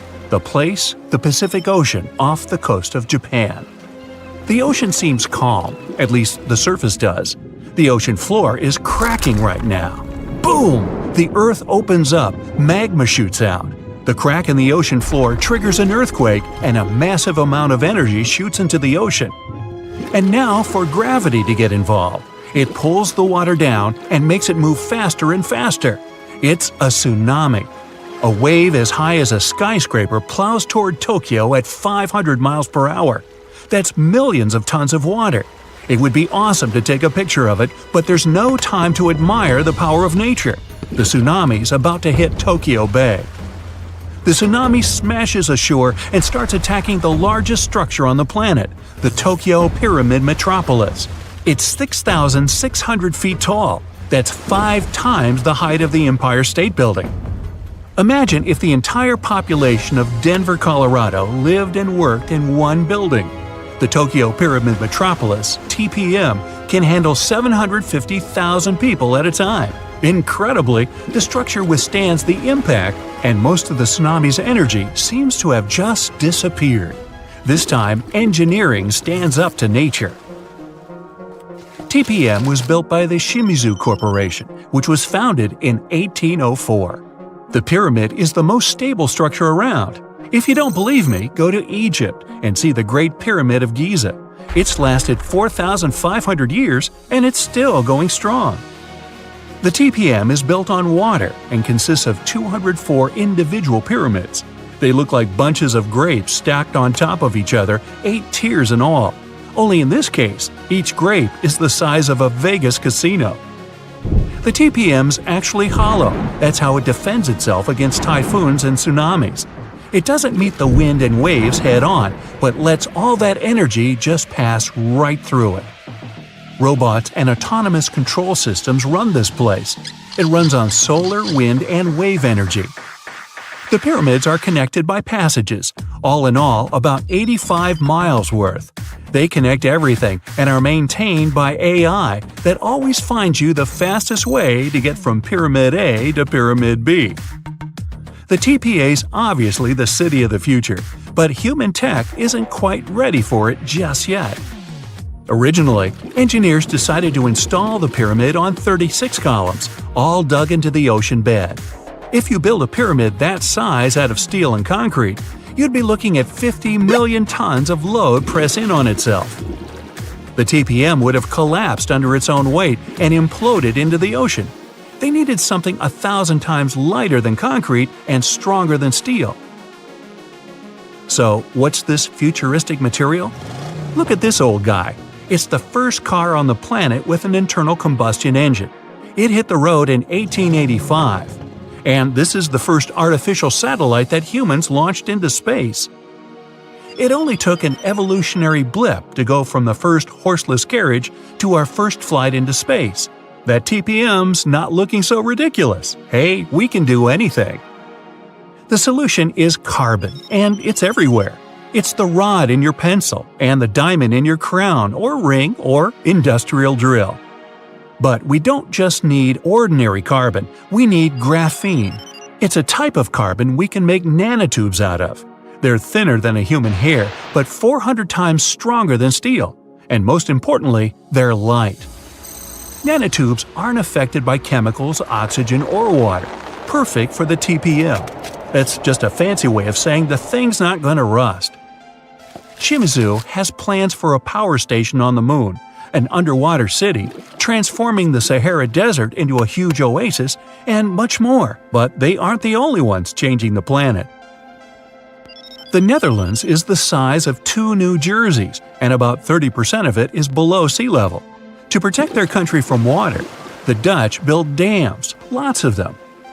But that's just defense. In 1986, they decided to go on offense and take back some of the land from the sea. The first dam was 19 miles long. It basically turned a bay into a lake. The second dam sealed the deal.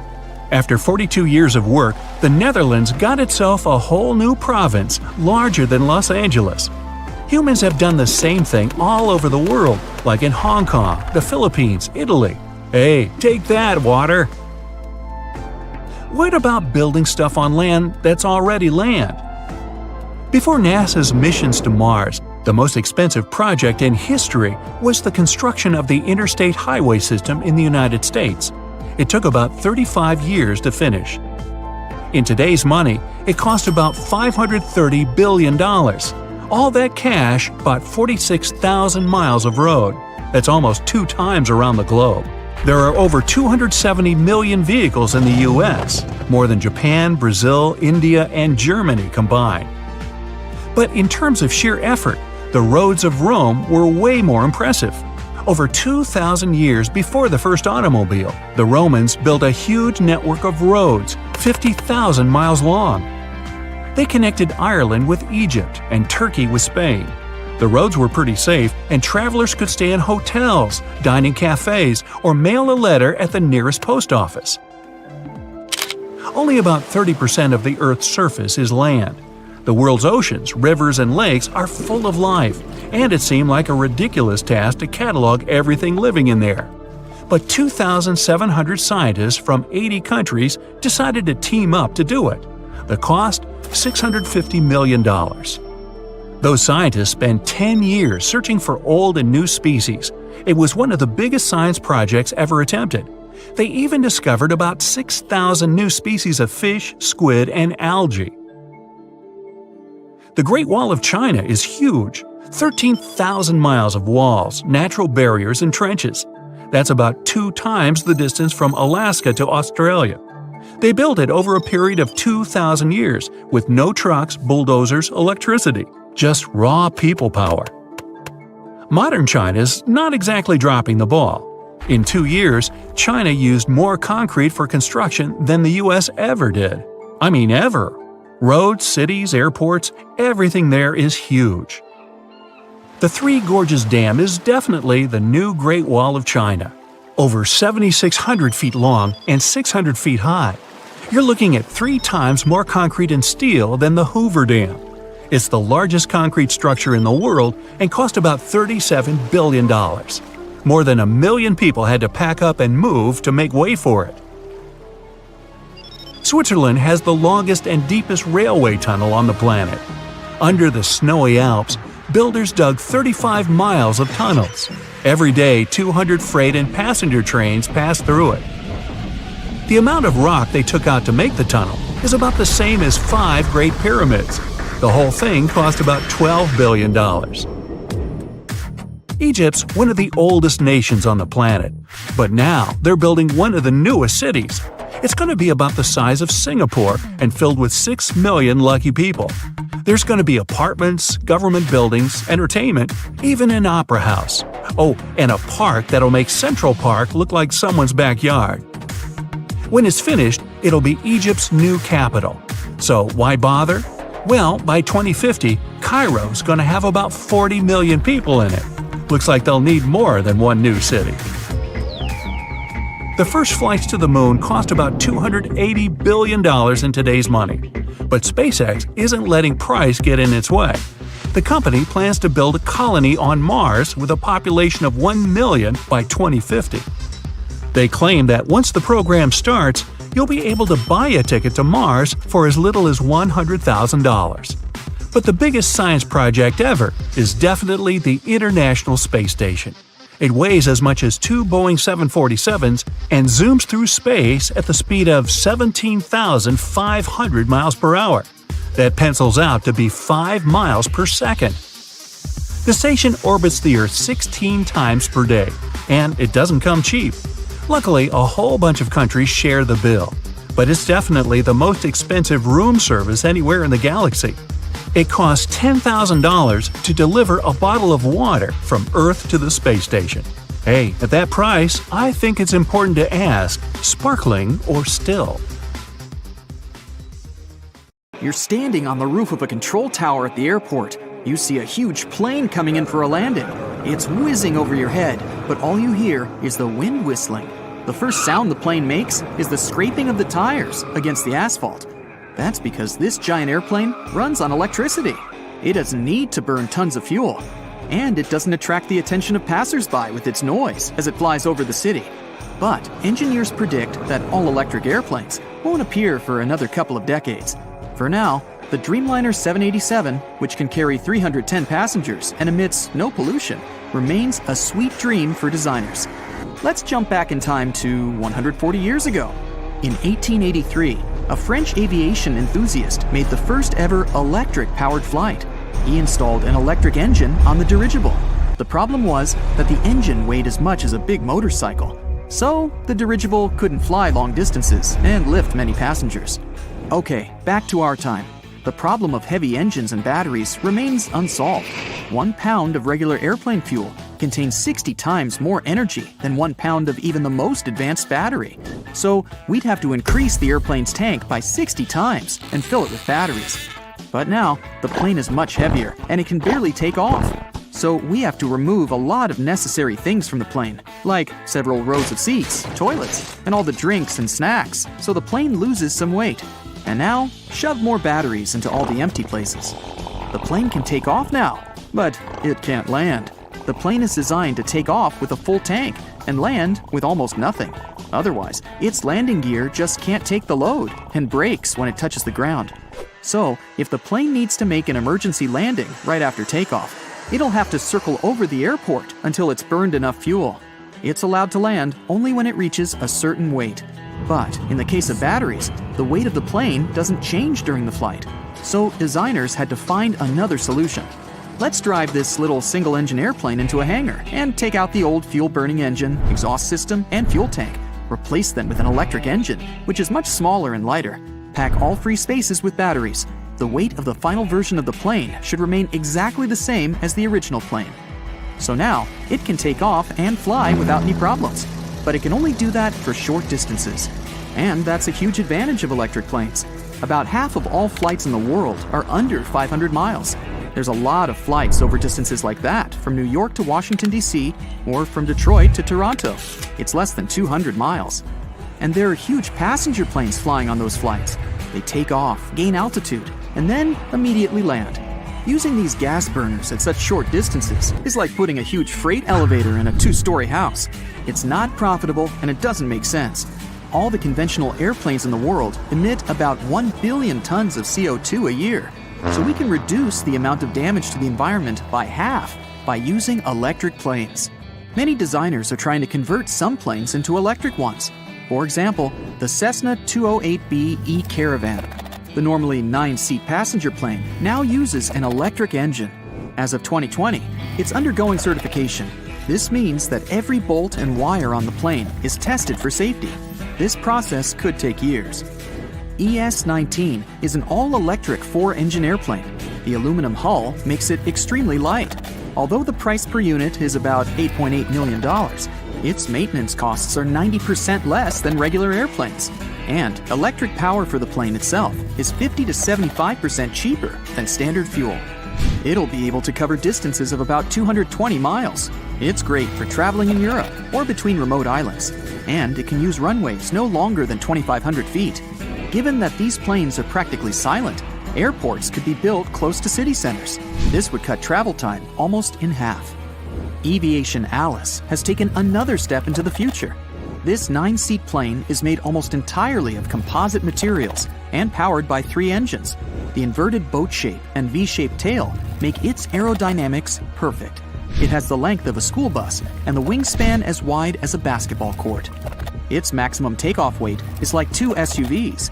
60% of that weight is batteries. This gives it the ability to fly distances of about 620 miles. That's more than the distance from New York to Detroit. The best thing about the Aviation Alice is the economy. Flying 9 passengers and 2 crew at top speed will cost about $200 an hour. For conventional planes of the same class, like Cessna and Beechcraft, that number would be about 5 times bigger.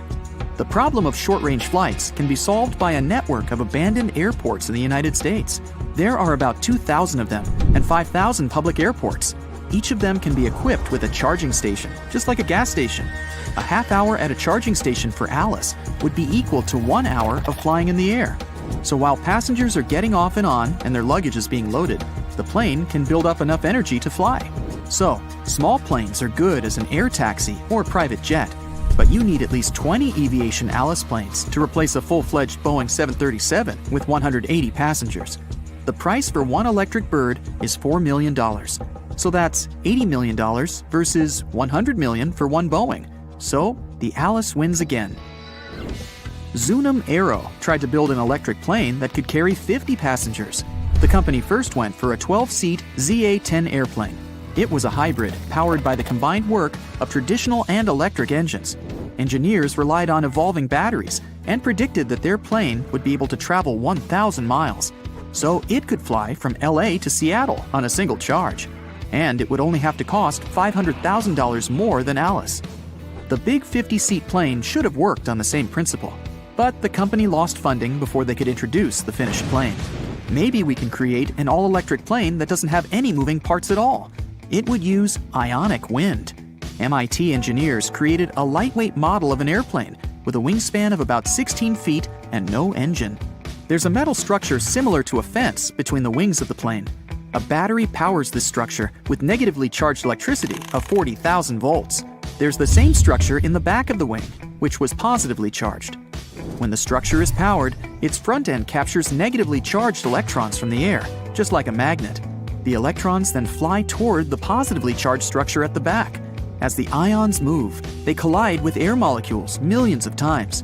This creates thrust, just like a regular airplane. And as it moves, it keeps charging the particles in the air and pushing them back. Engineers from MIT did about 10 test flights. Their plane was able to fly almost 200 feet on ion thrust. But their model airplane only weighed 5 pounds, and it flew without a pilot. The lightest manned airplane in the world, the BD-5J, weighs 7 times more, so it should have giant wings to fit this metal structure for ion thrust. And the voltage in that structure would have to be much higher to create enough thrust to let the plane take off. So this technology needs many years to develop and refine before it can be tested on real-scale airplanes. Right now, one of the most reliable and economical electric engine schemes is to work together with traditional propellers or turbines. An airplane can use an electric motor for a quick and quiet takeoff.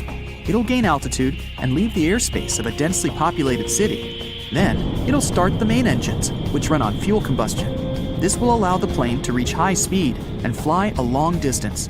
During this time, the plane's batteries will be charged by the generator powered by the main engine.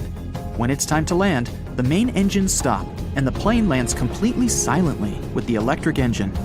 So, we're gradually moving toward making airplanes fully electric and silent. Then we can locate airports closer to city centers. This will save travel time and reduce the amount of harmful gases emitted into the Earth's atmosphere.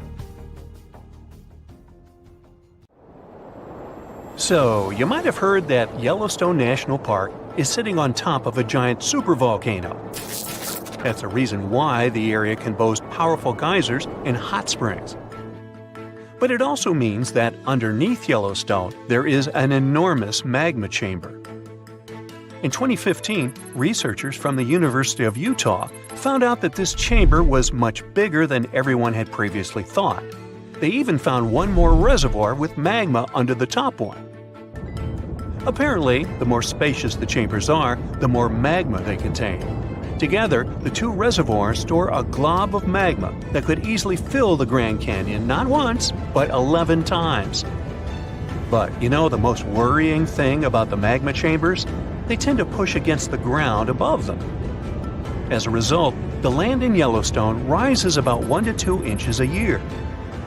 On top of that, Yellowstone has the status of an active volcano, and its volcanic explosivity index, yes, there is one, is 8 out of 8. Such a high number means that if this volcano erupted, it would be an apocalyptic event.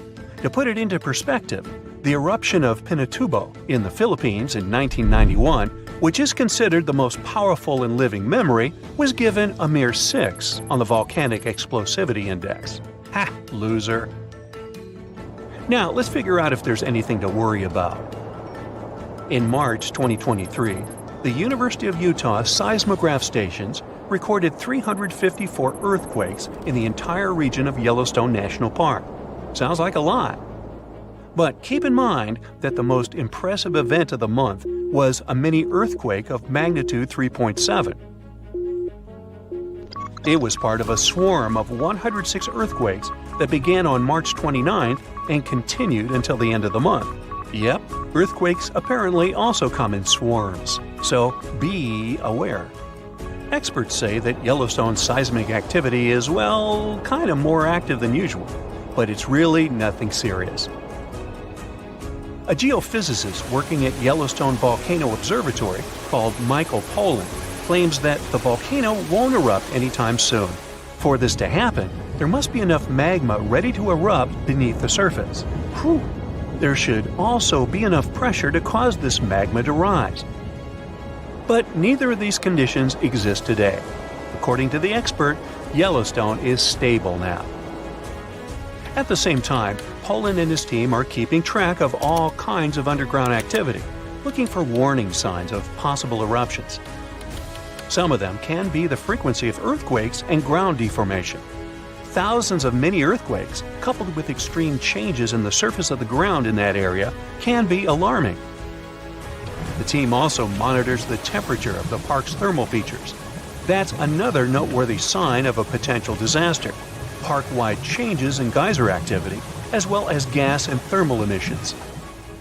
So, despite the media claims that Yellowstone is due to erupt soon because the last eruption happened 70,000 years ago, that's not how volcanoes work. Experts say that it's one of the most popular misconceptions about volcanoes. They don't follow timelines. If a supereruption did happen, though, the most worrying thing for us would not be the lava flows, and not an earthquake that would most likely accompany the natural disaster. No, the worst consequence of such a supereruption would be ash and ashfall. Let's have a look at what it was like when the Yellowstone volcano erupted many years ago. There have been at least 3 supereruptions in the history of the volcano. The most powerful of them was 2,500 times more devastating than the terrifying eruption of Mount St. Helens in Washington state in 1980. As for the most recent supereruption, it was dubbed the Lava Creek eruption. It formed the Yellowstone caldera after spewing out an insane amount of dust, volcanic ash, and rock into the air. Recently, scientists have also learned about two other previously unknown supereruptions that happened around 9 and 8.7 million years ago. The younger of the two is now considered to be the largest recorded event of the whole Snake River Yellowstone volcanic province. Anyway, let's have a look at what was going on all those millions of years ago. Because I wasn't around then, so we're all assuming this stuff based on evidence. The first signs of the disaster appeared long before the catastrophe broke out. For thousands of years, the heat had been welling up from within the planet's insides. It had been melting rock beneath the planet's crust and leaving behind huge chambers. They were filled with a pressurized mixture of semi-solid rock, magma, water vapor, and different gases, including carbon dioxide. All this scorching underground soup was expanding since more and more magma arrived with time. The land over the volcanic system was rising upward almost unnoticeably. A year before the supereruption, Yellowstone gave a warning, a burp maybe, but that long ago there was no one who could interpret these signals. Plus, those alarming processes were mostly going on underground. For example, decompression releases gas bubbles. While bursting, such bubbles can often power particular kinds of eruptions. Months before the eruption, small-scale earthquakes became more frequent and more intense. The ground in many spots all over the supervolcano got hotter than it used to be. Surface lakes and groundwater also became warmer. If people had been around at that time, they would have noticed unusual steam fogging in that area. Not long before the eruption started, the growing pressure pushed the ground over the magma chamber up. This created a dome-shaped uplift. Narrow cracks started to open along the edges of this dome. Imagine opening a bottle of soda after you've shaken it. Something like that was happening near the volcano. Think Mentos and Diet Coke. The pressure was released through the fractures when gases were bursting out from under the surface. So right before the disaster, the ground around the Yellowstone volcano lifted. Geothermal pools and geysers heated up to boiling temperatures and got more acidic than usual. The magma started to rise toward the surface. At one point, the rock roof of the magma chamber couldn't resist anymore, and the eruption kicked off. Small but constant tremors began to move the ground days before the catastrophe. But the real shaking didn't start until several minutes before the eruption. With a deafening roar, a massive column of lava and ash hurled up into the air. Within several minutes, a pyroclastic flow rushed across the area at a hurricane-force speed. Such a flow is a liquid mixture of half-solid lava pieces, volcanic ash, and hot, expanding gases. It looked like an extremely hot, toxic snow avalanche. With a temperature of about 1,300 degrees, it was burning everything in its path. The volcano kept pumping ash for days on end. For all living creatures, ash fallout was one of the most dangerous consequences of the eruption. Volcanic ash turns into glassy cement within seconds of being inhaled. Most animals didn't have a chance to survive.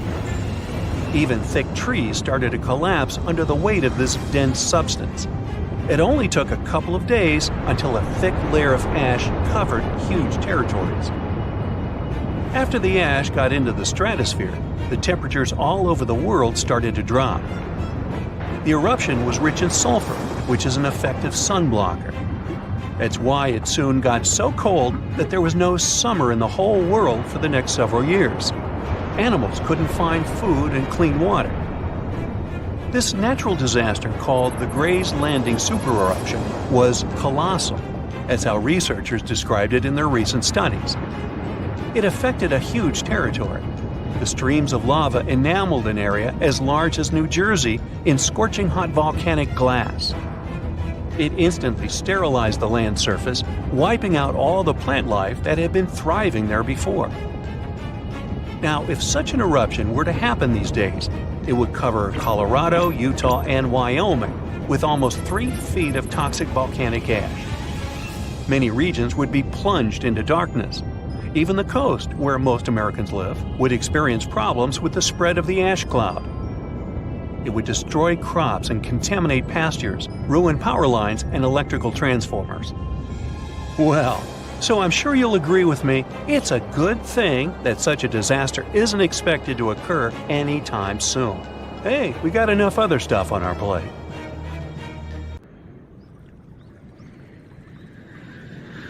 So you take off from New York Airport and head to London. You gain altitude, and then you are sharply pressed into the back of your seat. You can feel the plane picking up more and more speed, and then, boom! The plane is fine. That boom simply means that you've passed the speed of sound, and you're now traveling faster than 761 miles per hour. At that speed, a trip across the Atlantic Ocean to London takes about 5 hours. By comparison, conventional subsonic planes, like the Boeing 747, can cross the ocean in about 8.5 hours.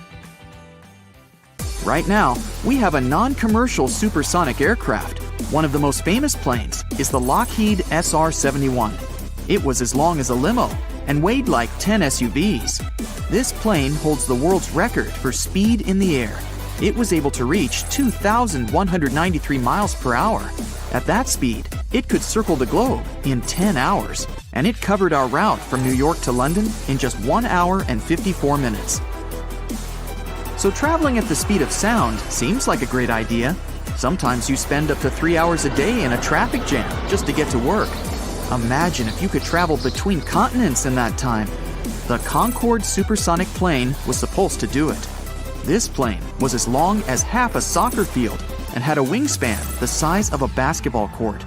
The empty Concorde weighed almost twice as much as a Boeing 737, and it could carry about 100 passengers.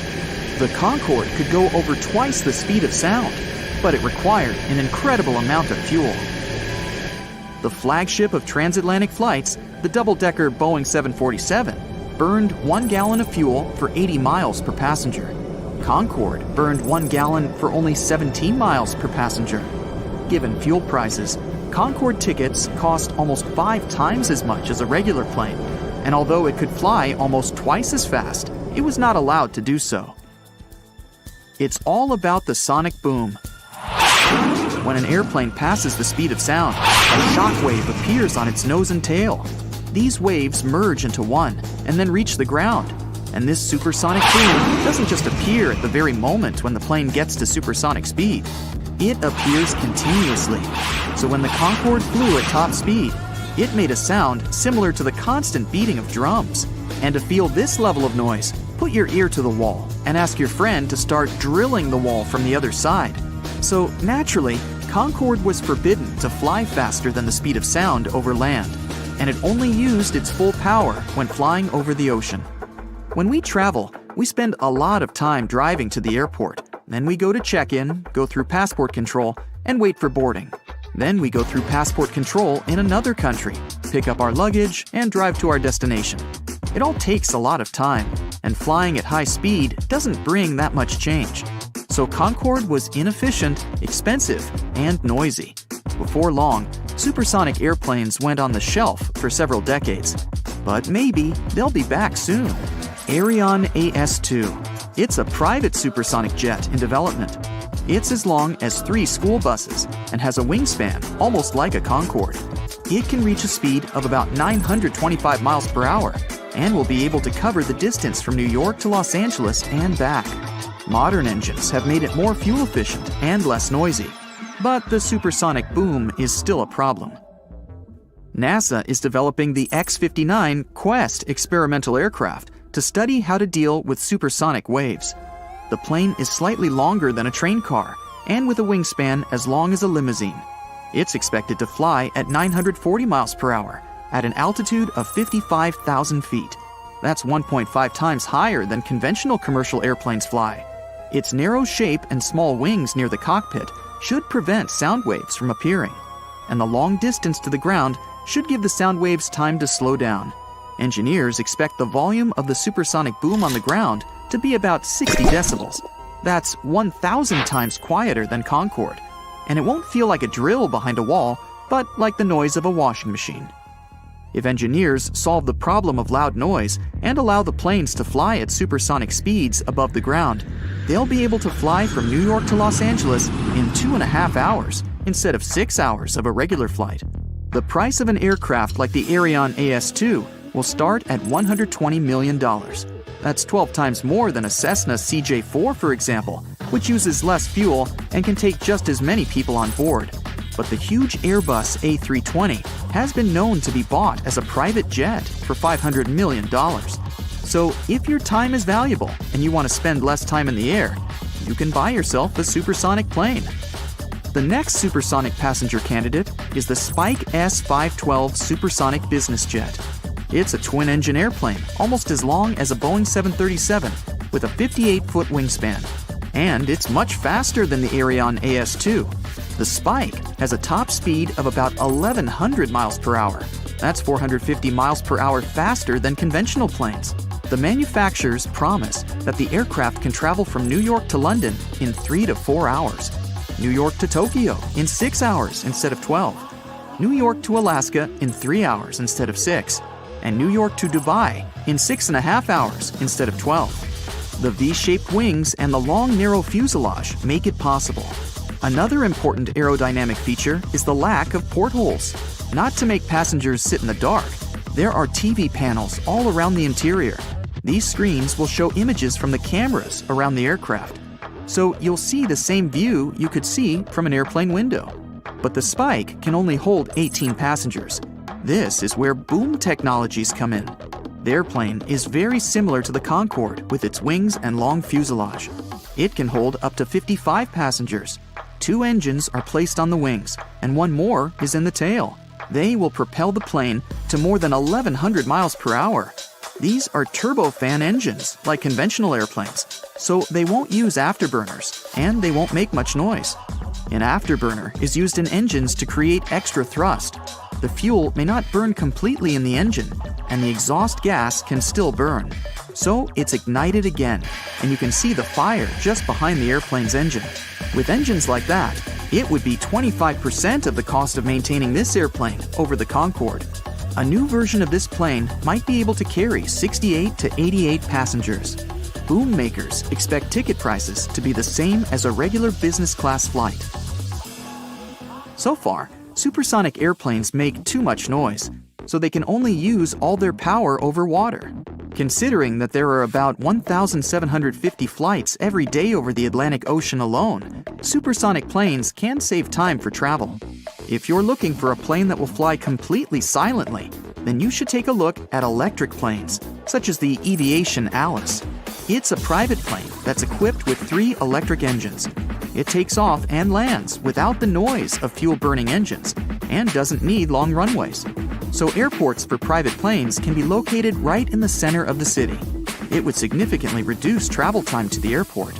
Also, Aviation Alice is incredibly cheap to maintain.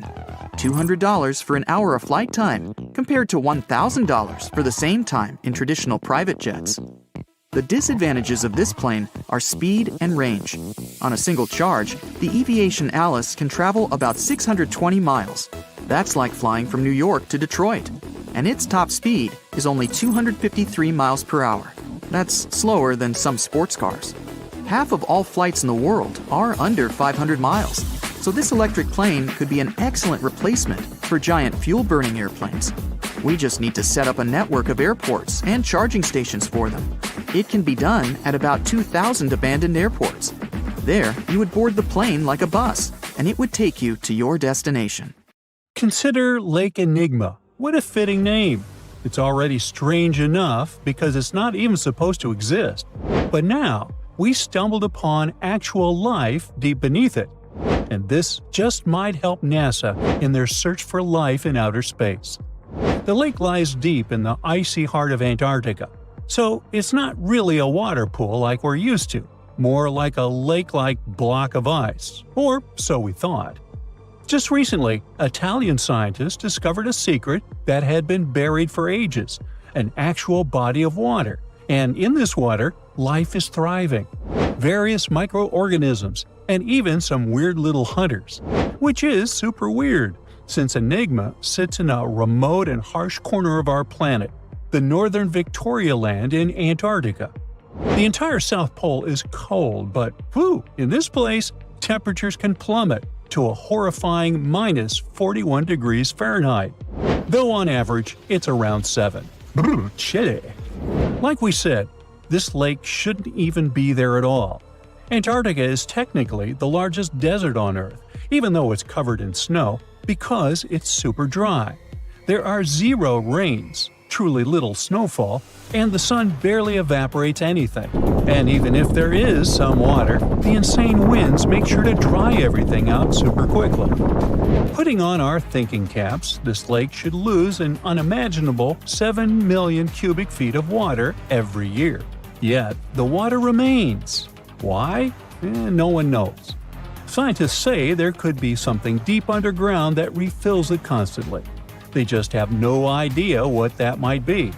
Maybe deep underground rivers, melting ice, or something else entirely.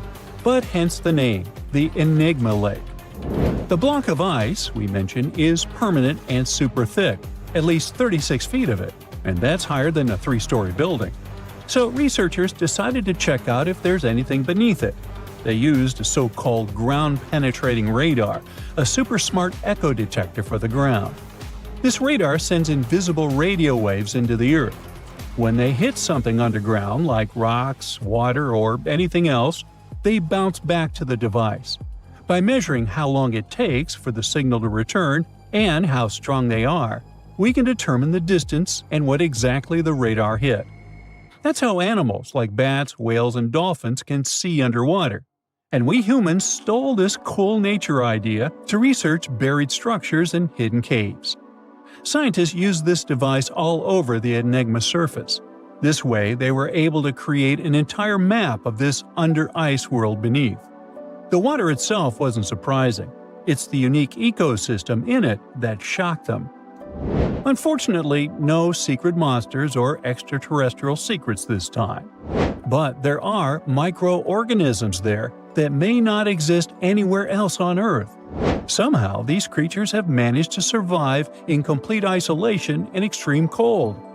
It's not that we don't know these microorganisms, we've met them before, just not exactly like this.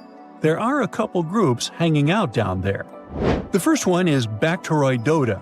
They love breaking down complex molecules, especially in your stomach, and help digest tough plant fibers. They mostly hang out inside us, but in the outside world, we might occasionally find them in soils and oceans. Then Actinobacteriota, genius chemists among bacteria. They decompose organic materials and help the soil get healthier. They're also famous for producing antibiotics, so we owe a lot of our medicine to them. The third one is Pseudomonadota. These guys weren't a surprise. They're crazy adaptable. They can thrive pretty much anywhere, from soil to water to the human body. Some of them are good, helping plants grow and in nutrient cycles, but others can be opportunistic pathogens. Ooh, bad guys. But what is actually a surprise is that Lake Enigma has tons of passibacteria. They're ultra small even for microorganisms and can barely do anything themselves. So they prefer to live in symbiosis or be little parasites, relying on their hosts for nutrients and other necessities. All these little chompers might be ancient. They could be remnants of a time before the lake froze over completely, which is hundreds of thousands of years ago. It's simply weird to encounter these bacteria in the Enigma Lake, especially the little parasites. Passibacteria usually love low-oxygen environments, but this lake is very oxygen-rich, not even mentioning an almost 40 feet of ice above. So all this means that even though we know who these guys are, this specific species might be new to us. They could have evolved with some unique adaptations and abilities using the lake's unusual chemistry. They probably rely on a super simple and delicate food web. Some of the microorganisms produce energy from light, well, whatever light gets down there, or the lake's chemicals. The symbiosis guys most likely survive by living on or inside their neighbors. Yep, these microscopic creatures hunt each other. Nope, things can't be peaceful even in a place like that. If we find out what their secret to survival is, we might learn more about chemistry, medicine, and even extraterrestrial life. Because if life can endure such extreme conditions, then it can probably appear pretty much anywhere, including our closest neighbors, Europa or Enceladus, the moons of Jupiter and Saturn. They definitely hide oceans beneath their frozen surfaces, and now there's a very high chance there might be some life there. Antarctica must be the closest thing we have to extraterrestrial exploration before we actually land on other planets. It's full of hidden mysteries and surprising creatures. Even outside of Lake Enigma, the South Pole harbors life.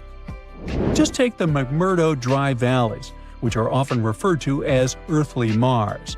These are among the most mysterious and extreme places on our planet. They're stretching across Victoria Land in Antarctica, and this is one of the driest places on Earth. Makes sense if you remember the name. Surprisingly, unlike other parts of the South Pole, this land is almost entirely devoid of snow and ice, just lots of super cold ground. There might even be some sand dunes nestled here and there between the rugged mountains.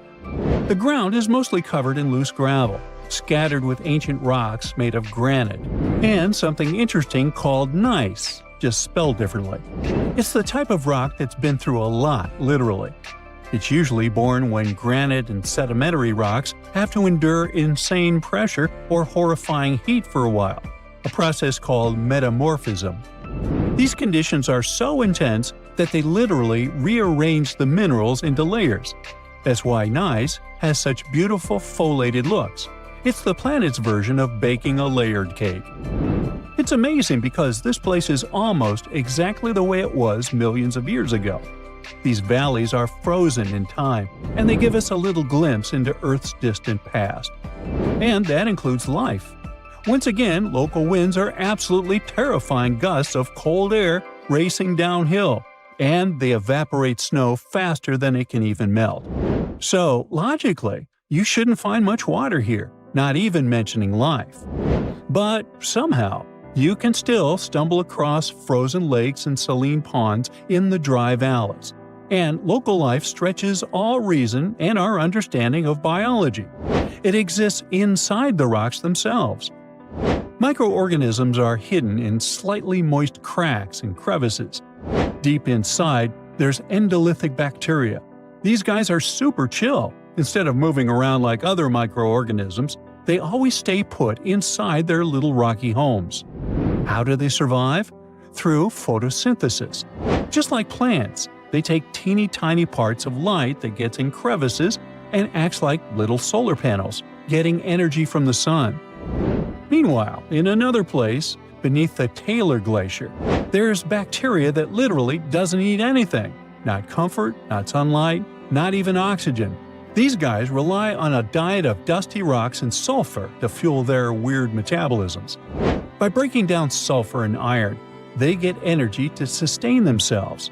This way, they easily survive in deep seas at sub-freezing temperatures, completely cut off from sunlight, oxygen, and the world itself.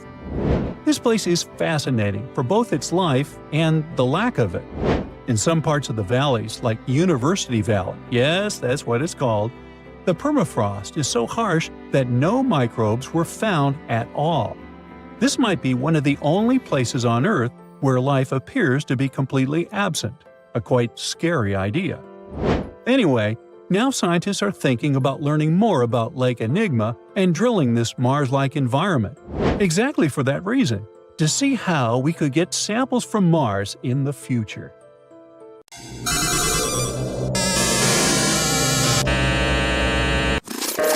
About a century ago, people envisioned the 21st century as a time filled with quirky inventions.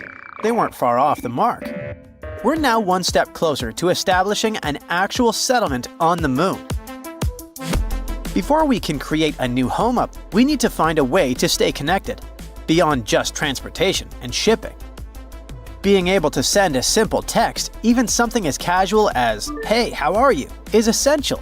We can't move to the moon if we're cut off from Earth. Let me spill some tea. A lunar 4G network is currently being developed. The company leading this initiative is none other than Nokia's Bell Labs.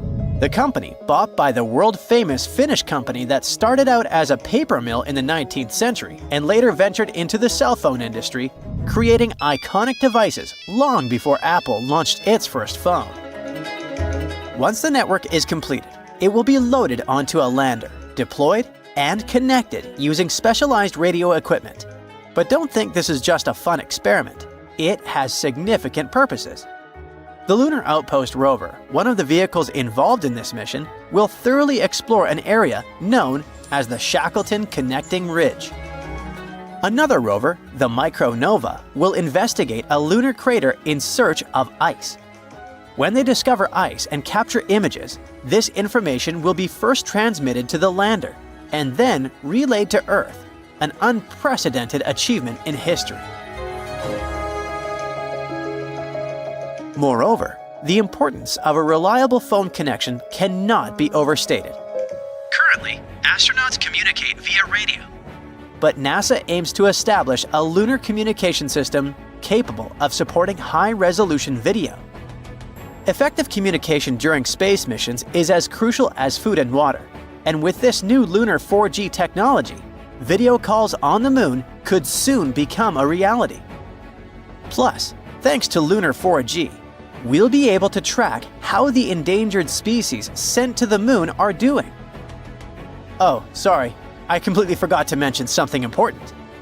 As more species edge closer to extinction today, scientists are collecting samples from animals, plants, and other organisms to store in biorepositories around the globe. Unfortunately, the conditions on Earth are far from ideal for these modern-day Noah's Arks. Hence, the decision to build 1 or 2 vaults on the moon makes perfect sense. On the moon, there's a permanently shadowed region at its south pole.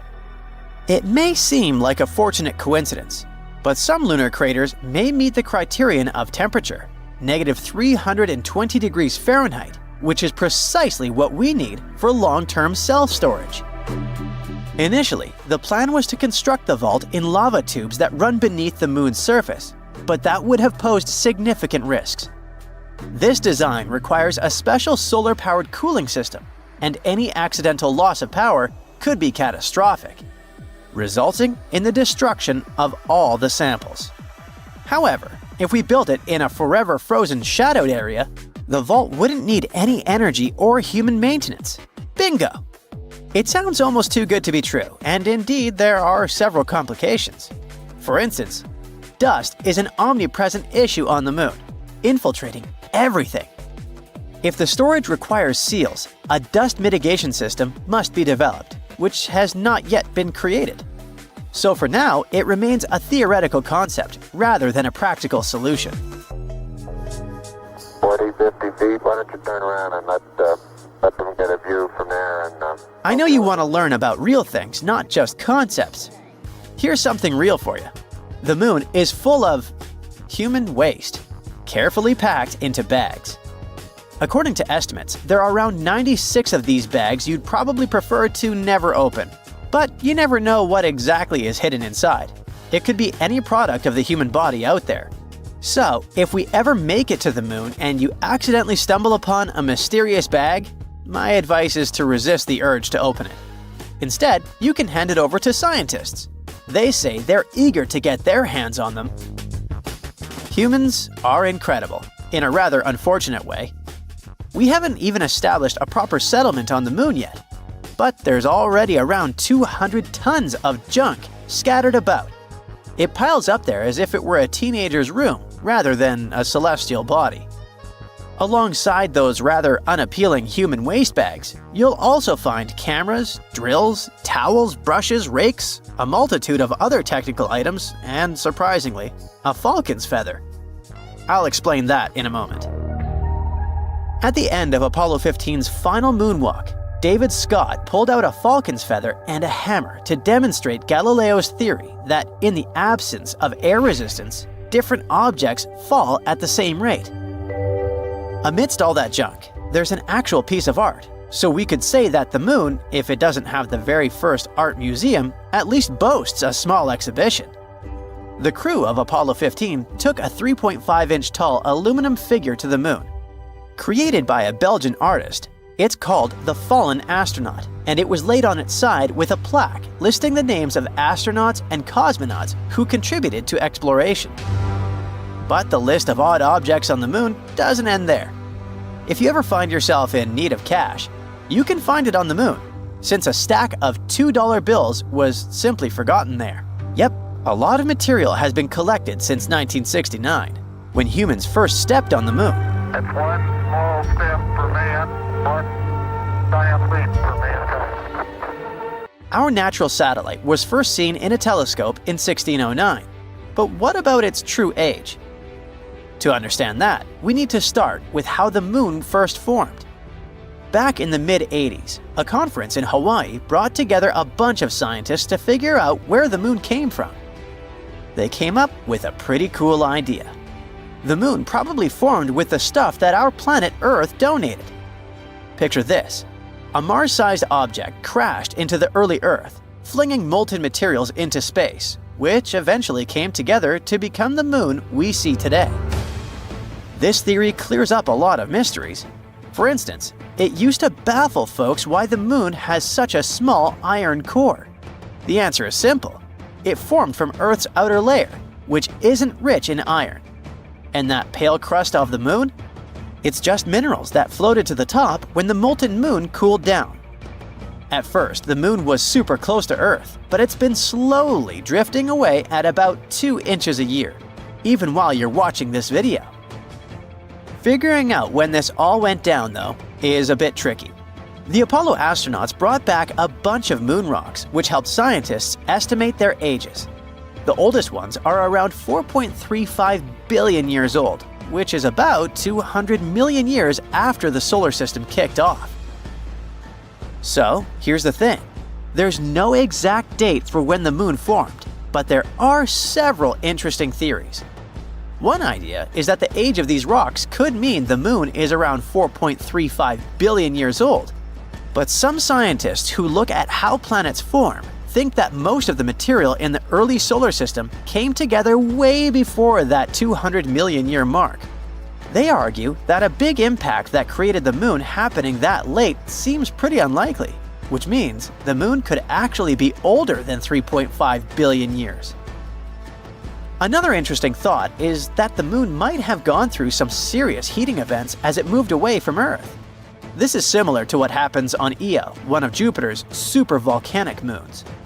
The gravitational pull from a bigger body can stretch and compress a smaller one, generating heat, like when you squeeze a rubber ball. The rocks on both Io and the moon warm up this way. Rocks have radioactive elements that act like internal clocks, helping scientists figure out their ages. The catch is, if the moon heats up too much, it resets those clocks and only starts keeping time again once it cools down. So those rocks that are about 4.35 billion years old might not actually mark the moon's birthday. They could just indicate a time of tidal heating. This suggests, once again, that the moon had to have formed even earlier than that. A piece of whale rib has recently been found in a North Carolina mine. Not a big deal, some might think. Hey, why can't a whale be a miner, right? But this fragment offers scientists a unique glimpse at the interactions between prehistoric sharks and whales from around 3 to 4 million years ago. The thing is, 3 tooth marks embellish the rib.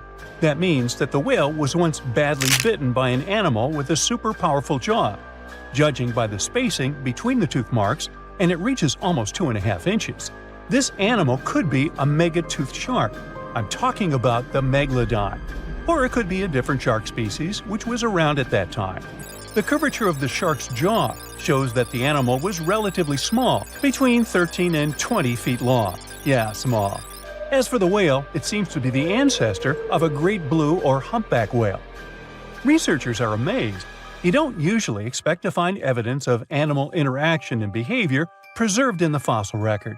After examining the sample carefully, they concluded that the shark must have gone away with a mouthful, but the whale had survived because most of the fossil fragment is covered with what is known as woven bone. It quickly forms in response to localized infection. Such bone isn't particularly strong, and later the body remodels it into compact bone tissue. But it takes time. The presence of this bone means that the healing was incomplete and the whale passed away 2 to 6 weeks after the unfortunate encounter. On the other hand, its demise could have been unrelated to the infection and injury. Only a handful of fossils show such kinds of interactions between ancient animals. You can often find bite marks on fossils indicating where the animal passed away and its carcass was scavenged. But this fossil is one of a few examples that not only show a wound inflicted by another animal, but also demonstrate that the prey survived. All fossils are exciting for paleontologists. Yes, they need to get out more. But some might look terrifying to regular people. For example, look at this picture of tentacle arms and octagonal-shaped heads. When it first appeared in mass media, internet users claimed that it was some ancient organism that had come from space. Others thought the story was fake. But in fact, both the picture and the fossil are real. The fossil is known as a mortality plate, a fossilized representation of a mass extinction event of one or several species. The fossil actually contains more than a dozen specimens of a type of marine organism called a crinoid. Despite their looks, crinoids were not plants but marine animals. This particular species lived deep underwater on the seafloor. Crinoids were related to starfish, sea urchins, and brittle stars. These creatures could attach themselves to the seafloor with stalks made up of flexible porous discs connected by soft tissue. The stalks were hollow, and that's where the animal's nervous system was located. Crinoids absorbed oxygen through thin-walled tube feet. The creatures usually reached the length of more than 8 inches and had 5 arms lined with leathery-looking tentacle-like structures. They fed on plankton and sloughed off organic material. Now, even though these fossil finds seem to be super exciting, few creatures in the fossil record confuse scientists as much as the Tully monster. This curious sea creature sported a toothy, trunk-like snout and eyes splayed out on a rigid rod. But the most bizarre thing? It has been impossible to classify. Researchers have been considering a variety of organisms, for example, segmented worms, swimming slugs, and primitive eel-like creatures, since the monster was discovered in 1966. Recently, they have even tried to connect it to some species of jawless fish with a backbone-like structure. A team of scientists from Japan has used high-resolution laser scanners to examine the anatomy of Tully monster fossils in 3D. They concluded that the enigmatic fossil might be an invertebrate after all, and still, the true identity of the creature remains elusive.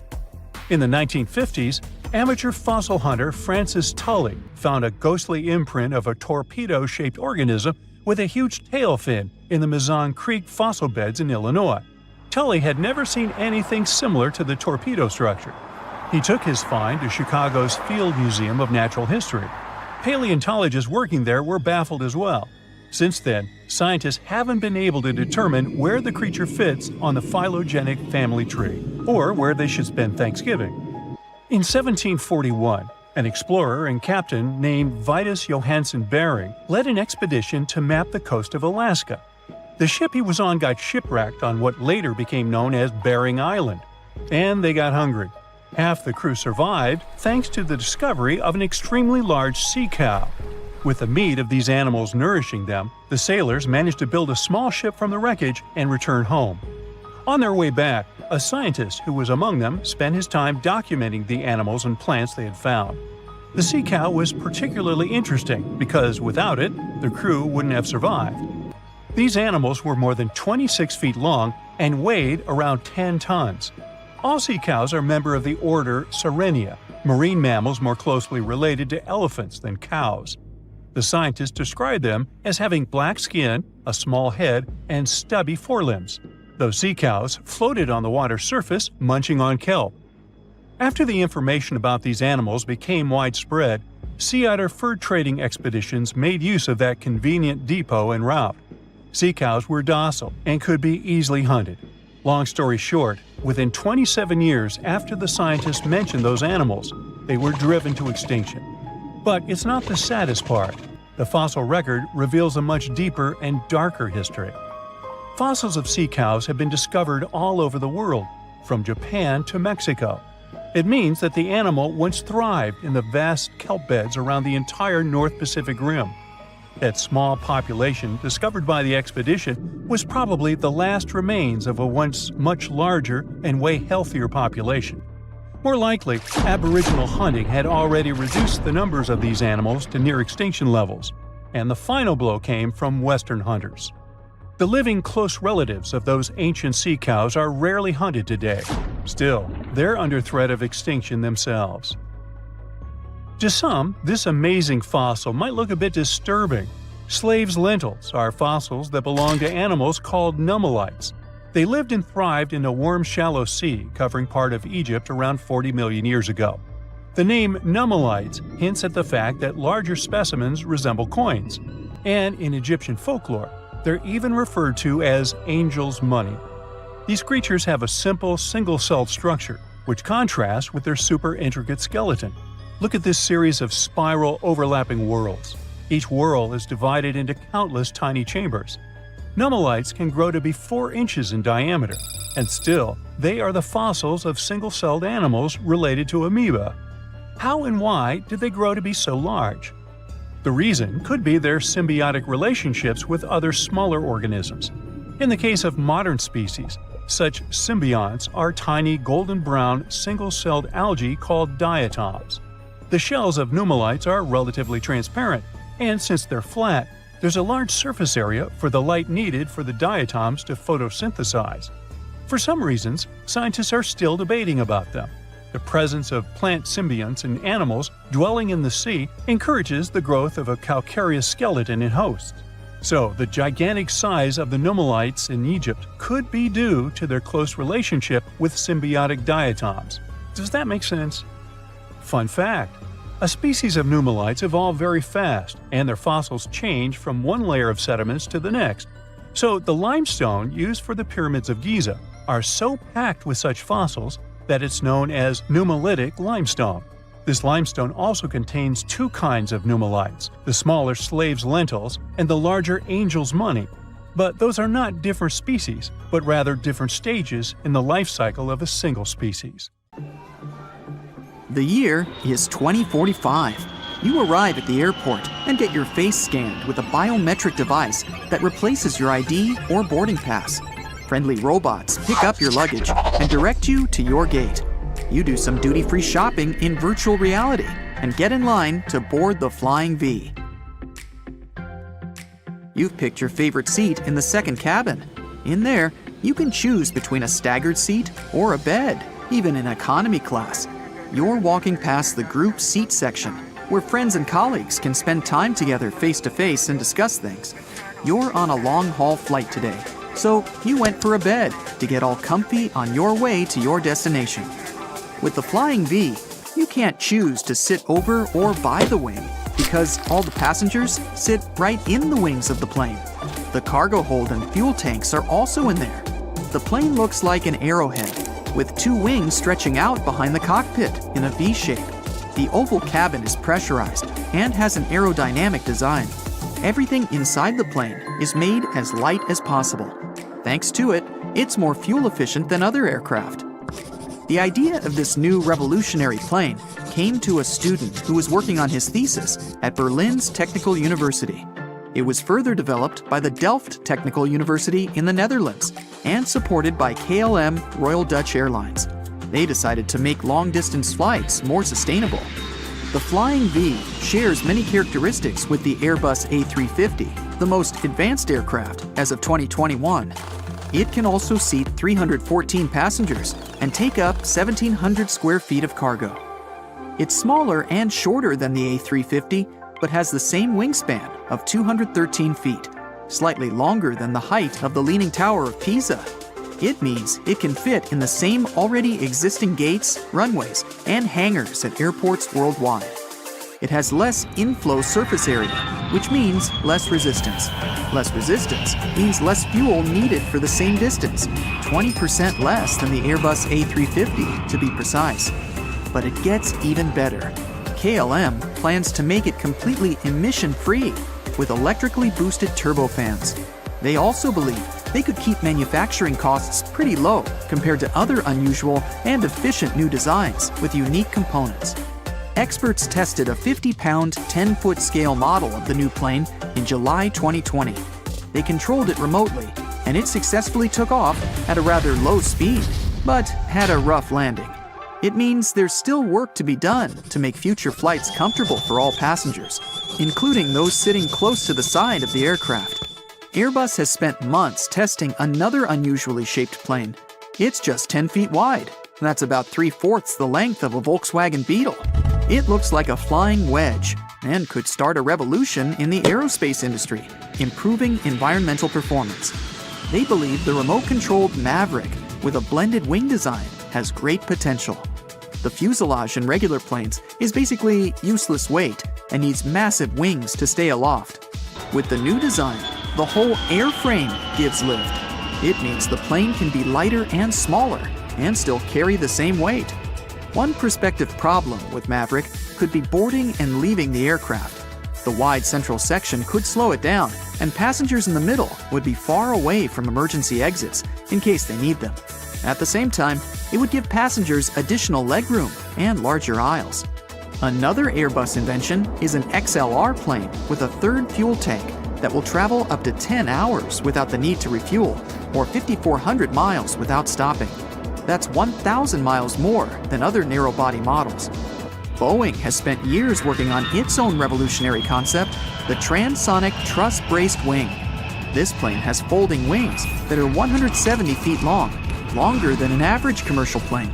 It's possible thanks to the truss used in plane construction that supports the extra-long, ultra-thin wing. It also makes the plane more aerodynamic and allows increasing its cruise speed up to some jetliner speed. The new design is going to need 9% less fuel than regular ones. It could even run on battery power for short-range flights and partially use electric power to get the needed thrust for longer distances. Switching to a gas and electric battery hybrid would help make flying cheaper.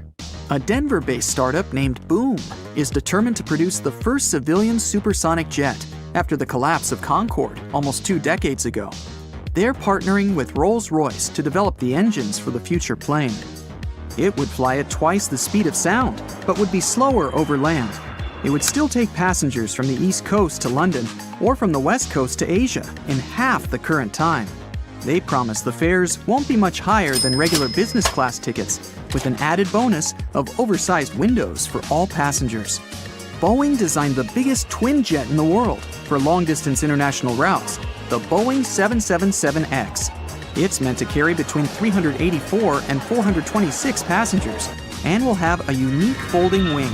It will bend up at a right angle to fit the wide body into tight docking spaces at airports. The plane will have a wider cabin, dimmable windows, and supersized overhead bins. Some designers and aircraft engineers have been experimenting with plane concepts with no windows at all. One of them is called Ixion and has cabin walls lined with flexible high-definition screens, projecting 360-degree real-time video footage of what's going on outside the aircraft. 2 cameras mounted on the jet's wings would capture the image. The screens are supposed to be low voltage and powered by solar panels on the plane's roof. They could also use parallax technology to split the screen and let passengers see different views at the same time. 2 strips running along the jet's body would fit the air conditioning and cabin lighting. Windowless private jets of the future could have high-definition screens programmed by passengers using their mobile phones, letting them choose what they want to see on each side of the jet. Removing the windows would reduce the weight of the aircraft and give more flexibility to the jet's interior design. It would also minimize engine noise by insulating the fuselage and also make the aircraft safer without the holes needed to install windows. The only exception would be the conventional window in the cockpit for the pilots. Airbus plans to reimagine the plane's interior with zones for passengers to do different types of activities. An area for business meetings, another one for socializing or playing virtual reality golf and other games. The screens in the social area could be connected to passengers' gadgets, letting them control what's on the screen and give presentations. They could also include a revitalizing zone where passengers can sit back and chill in a smart seat that will offer various pleasures, from a mechanized massage to aromatherapy.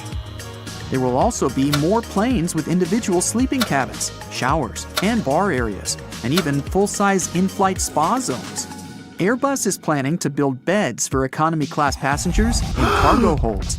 They will be passenger modules of the same size and shape as cargo containers.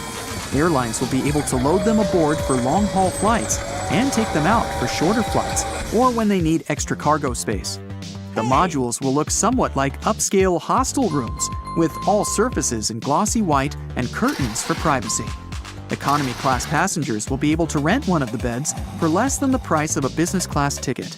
They'll be able to stay there at all times, except for takeoff and landing, or rent a bunk for half of the time on flights of 12 hours or longer.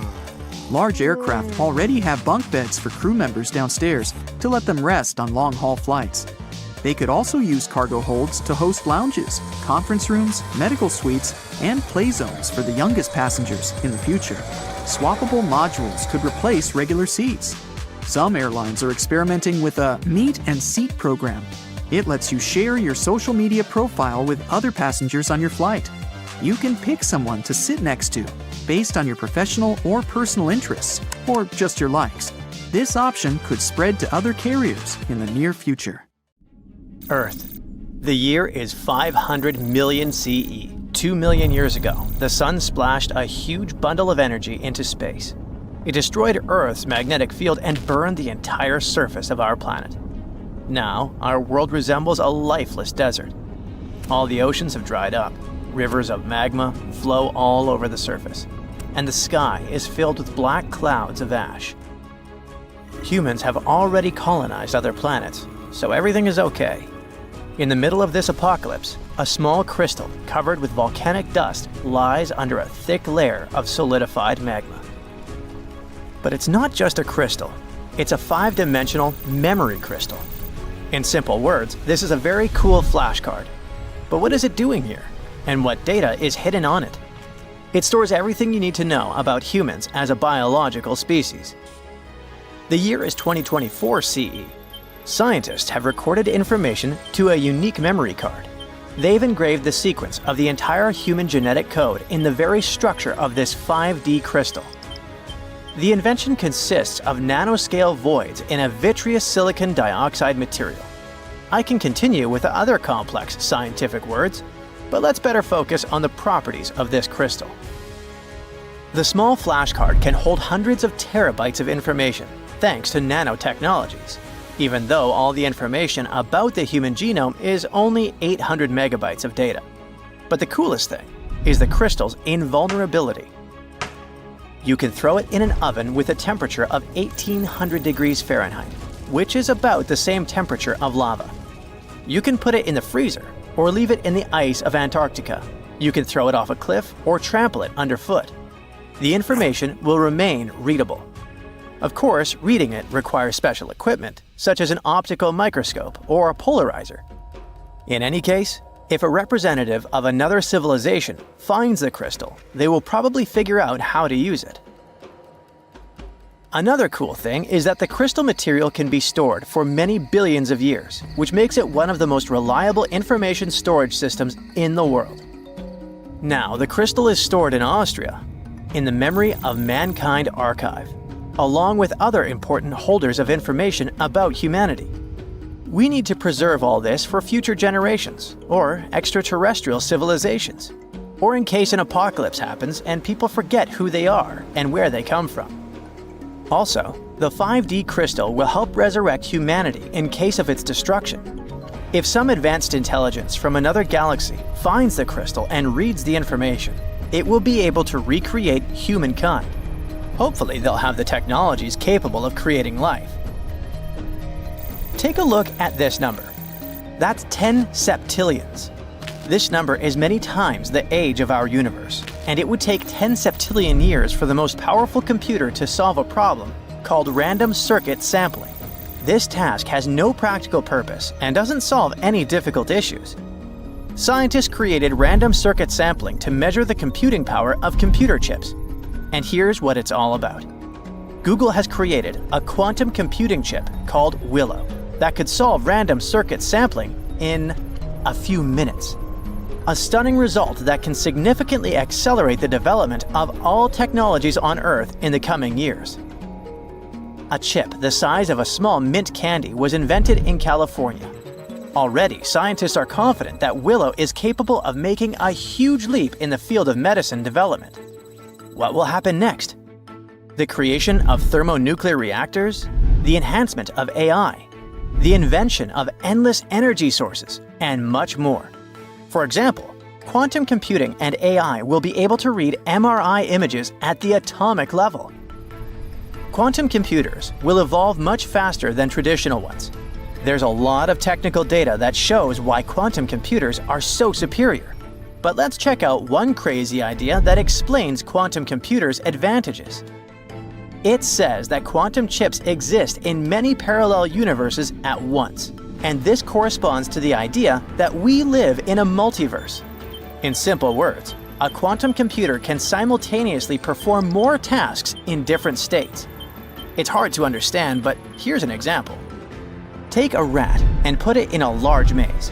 It will study every corridor and every corner and spend a lot of time before exploring the maze completely. But a quantum rat will be able to explore every corner of the maze at the same time as if it has many clones or one common mind. A quantum computer does the same thing. See this robot walking awkwardly around the room? And here is another robot on wheels that randomly drives from side to side. Who do you think controls these robots? A scientist? AI? A program? The answer is much stranger. These robots are controlled by mushrooms. Mushrooms are interconnected through mycelial networks that resemble human brain cells. They transmit impulses to one another and communicate in ways unknown to us. But what if they could transfer these impulses to something mechanical? Scientists from the USA decided to conduct such an experiment. They took the king oyster mushroom and grew its mycelium into the electronics of a robot. Of course, its motion was chaotic, but scientists still believe the experiment was a success. They managed to transfer the electrophysiological activity of the mushrooms to the outside world. That is, they created a biomechanical device. Mold and fungi are very tenacious. They can survive in harsh conditions and adapt to environmental changes, which is why they're so convenient to use in cybernetics. Scientists have taken a small step toward big discoveries. If today, mushrooms can transmit a signal and make a robot move, then, in the future, scientists hope to develop better ways of communicating with a live system. With this technology, we will know the reactions of mushrooms to various environmental changes. For example, mushrooms will be able to react with nerve impulses in places where toxic waste is released. We will record these signals and neutralize the effects of pollution. What if mushrooms can also respond to changes inside our bodies? Imagine swallowing a capsule with mushroom spores that are connected to nanorobots. Mushrooms enter your organism, scan your body, and transmit information to a computer. Then the doctor prescribes treatment for you. But the coolest thing is that, in the future, the technology could go even further. What if we could translate mushroom signals into words and communicate with them? It might sound too psychedelic, but why not? We all know that plastic is not the best thing for our planet. The good news is that scientists have created living plastic, which can decompose itself within several months. In 2016, a special type of bacteria was discovered at a plastic recycling plant in Japan. The bacteria are capable of degrading a particular type of plastic. Over the years, scientists have discovered other similar bacteria and upgraded them, making bacteria eat plastic more greedily with the help of produced enzymes.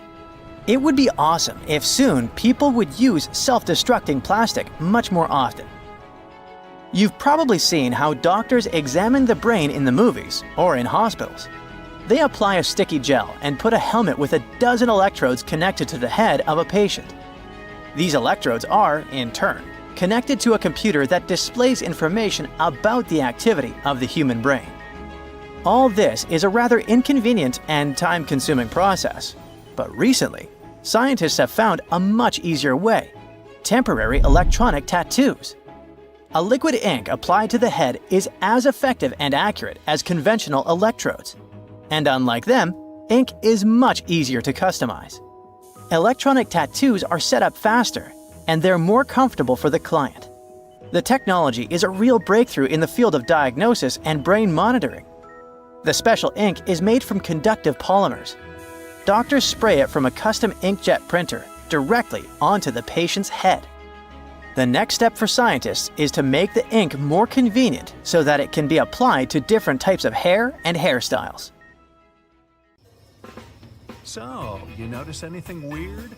Recently, there have been alarming changes in the water levels in different parts of Yellowstone Lake. At the same moment, the water level can be rising on one side of the lake and falling on the other. Ooh, it looks as if the lake basin gets lifted by some underground forces. Can it be a sign of a looming disaster? Geysers, mud ponds, and hot springs turn Yellowstone National Park into some extraterrestrial world. And all these wonders are fueled by a mighty supervolcano. Supervolcanoes produce super eruptions. When it happens, they launch more than 240 cubic miles of ash, molten rock, and hot gases up into the air. To make it easier to imagine, 4 super eruptions could fill the Grand Canyon to the brim. The Yellowstone giant was thought to be responsible for at least 3 enormous eruptions and countless smaller ones. In that region, the volcanic deposits are scattered over tens of thousands of miles. Scientists believe they had been created by many weak eruptions. But after doing more research, experts found out these deposits had been left by 2 previously unknown super eruptions. Those probably took place about 9 and 8.7 million years ago. This discovery means that the area around the Yellowstone volcano used to face a super eruption every 500,000 years. But over the last 3 million years, the hotspot has seen only 2 super eruptions. It makes scientists believe these catastrophic events are slowing down, or just maybe one is overdue. Anyway, if the Yellowstone supervolcano went off with as much power as it had 2.1 million years ago, it would spit out more than 588 cubic miles of boiling lava. That's more than 4,500 times the volume of Sydney Harbor. That's a lot of lava.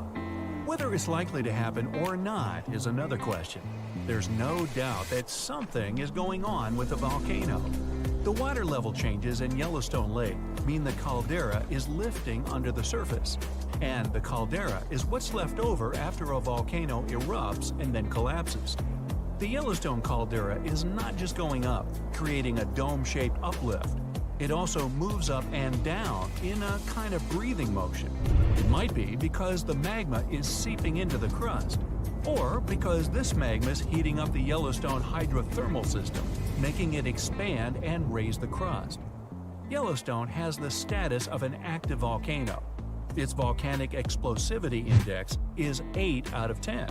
Such a high number means that if this volcano erupted, it would be an apocalyptic event. Right before the disaster, the ground around the national park would lift. Geothermal pools and geysers would heat up to boiling temperatures and get more acidic than usual. The magma would start to rise toward the surface. At some point, the rock roof of the magma chamber wouldn't be able to resist anymore, and the explosion would kick off. A massive column of lava and ash would shoot up to a height of over 16 miles. After that, the volcano would keep pumping ash for days on end. The mixture of lava, ash, and gas would be hotter than 1,800 degrees Fahrenheit. It would travel through the area at a speed of 300 miles per hour, faster than a racing car. The air near the center of the eruption would heat up to 570 degrees Fahrenheit. One of the most dangerous consequences would be ash fallout. Volcanic ash can turn into glassy cement within seconds after being inhaled and getting in the lungs. People and animals would have problems with breathing. Okay, so that's an understatement, just so you know. Buildings would start to collapse under the weight of this dense substance. It would take just several days until a 10-foot layer of ash covered the territory of about 50 miles around the center of the eruption. After the ash got into the stratosphere, the temperatures all over the world would start to drop. If the eruption was rich in sulfur, an effective sunblocker, it would get so cold there would be no summer in the entire world for the next several years. The monsoon seasons would change. Agriculture would face serious problems. There would be issues with food supplies. Over the past 50 years, the Yellowstone caldera has risen almost 2 feet. It shouldn't alarm you, though. Experts are sure it's a natural behavior for Yellowstone. Periods of dome-shaped uplift are followed by the caldera lowering. Scientists think the supervolcano doesn't present any danger at the moment. For an eruption to happen, the magma inside has to be at least 50% molten. With Yellowstone, this number is just 5 to 15%. The probability of the eruption is 1 in 730,000. Safe to say, it's a long shot. Even better, a recent study made the researchers believe the hotspot might be in a state of decline right now, even despite all the breathing and dome-raising activity. Still, there have been tons of discussions about what people could do to prevent the disastrous supereruption from happening. And the most popular and seemingly effective idea was to cool the Yellowstone supervolcano down. Unfortunately, there's a catch. The volcano leaks out only 70% of the heat which comes from its magma-filled chambers, but the rest of the heat stays inside. As soon as it reaches a particular threshold, the volcano erupts. If it was possible to extract at least 35% of the Yellowstone volcano's heat, the eruption could be avoided. The cooler the magma is, the thicker and stickier it gets. It stops being so fluid and doesn't try to get out to the surface anymore. After considering these facts, NASA scientists came up with a plan. They suggested drilling a 6 miles deep well and pumping down cold, pressurized water. The temperature of the water that would get back to the surface would be approximately 662 degrees Fahrenheit. This way, the heat would be gradually extracted from the volcano. And if a geothermal plant was built on the site, it would generate plenty of electric power. It would be very simple to produce, and its price would be very alluring, about 10 cents per kilowatt hour. At first glance, it was an amazing idea. But sometime later, it started to receive a lot of criticism. Imagine drilling through the Earth's crust, getting deeper and deeper, and then wham bam, you hit a hypothermal pocket. Uh-oh, get ready for a catastrophe. This can release gases that are likely to cause a series of super powerful explosions. In the worst-case scenario, it may even trigger a full-scale volcanic eruption. Now, you already know about its catastrophic outcomes, from fountains of lava and avalanches of molten rocks to climate changes all over the globe. Yeah, not good. Or let's say you're drilling a well to deliver cold water to the volcano, and then you suddenly hit its magma chamber. In this case, instead of cooling the giant down, you'll make the top of the magma chamber much more fragile than it used to be. And the whole construction will be at risk of collapsing at any moment. And don't forget that your drilling may also release toxic gases. They often accumulate at the top of the reservoir with magma. Can it get any worse? Well, yes it can. The whole process would stretch for more than 16,000 years. This method is too risky to cool the volcano down as fast as people would probably want. And scientists aren't even 100% sure that when the cooling system construction is finished, the volcano will stay cold for at least another 100 years. And last but not least, the project of making the Yellowstone supervolcano a bit cooler would cost a mind-boggling $3.5 billion. A huge price for something that might not work out altogether. Oh, by the way, Yellowstone isn't the only volcano that has a lava dome that's lifting at the moment. Lava domes are created when magma gets to the surface and then gathers around the vent. Scientists have found one of those inside an underwater volcano in Japan. This dome is more than 2,000 feet high and more than 6 miles wide. Even though the Japanese supervolcano seems to be sleeping, experts don't let their guard down. A volcanic system can go from being calm and docile to teetering on the edge of an eruption in the blink of an eye. Another massive dome is growing in the central Andes, on top of the planet's largest active magma store. The Altiplano Puna Plateau, well there's a tongue twister, and where the dome was found, is the second highest plateau in the world, and the dome itself is more than half a mile tall. You might wonder how come experts have known nothing about this enormous uplift until recently. The answer is simple. It was hidden within the plateau. It's an arid region littered with volcanoes, and it stretches for thousands of miles. Yep, another case of hiding in plain sight. It happened 66 million years ago. Hey, it could have been September. A massive asteroid slammed into Earth, bringing along chaos and devastation. The tragic aftermath of the terrifying collision led to the extinction of dinosaurs. Yes, I'm talking about the Chicxulub asteroid that left a massive crater in Mexico and changed life on Earth forever. And now, it turns out it wasn't the only cosmic rock to hit our planet during that time. Scientists have just confirmed there was another asteroid. This second space rock wasn't as big as Chicxulub, but it still packed a punch. It crashed to the ground off the coast of West Africa, smashing into the ocean and leaving a crater called the Nadir crater. And tell you what, it wasn't a small splash. The impact was so powerful, it triggered a whole tsunami. It was more than 2,600 feet high, almost as high as the Burj Khalifa, the tallest man-made structure in the world. But how did we come to the conclusion that there was a second impact?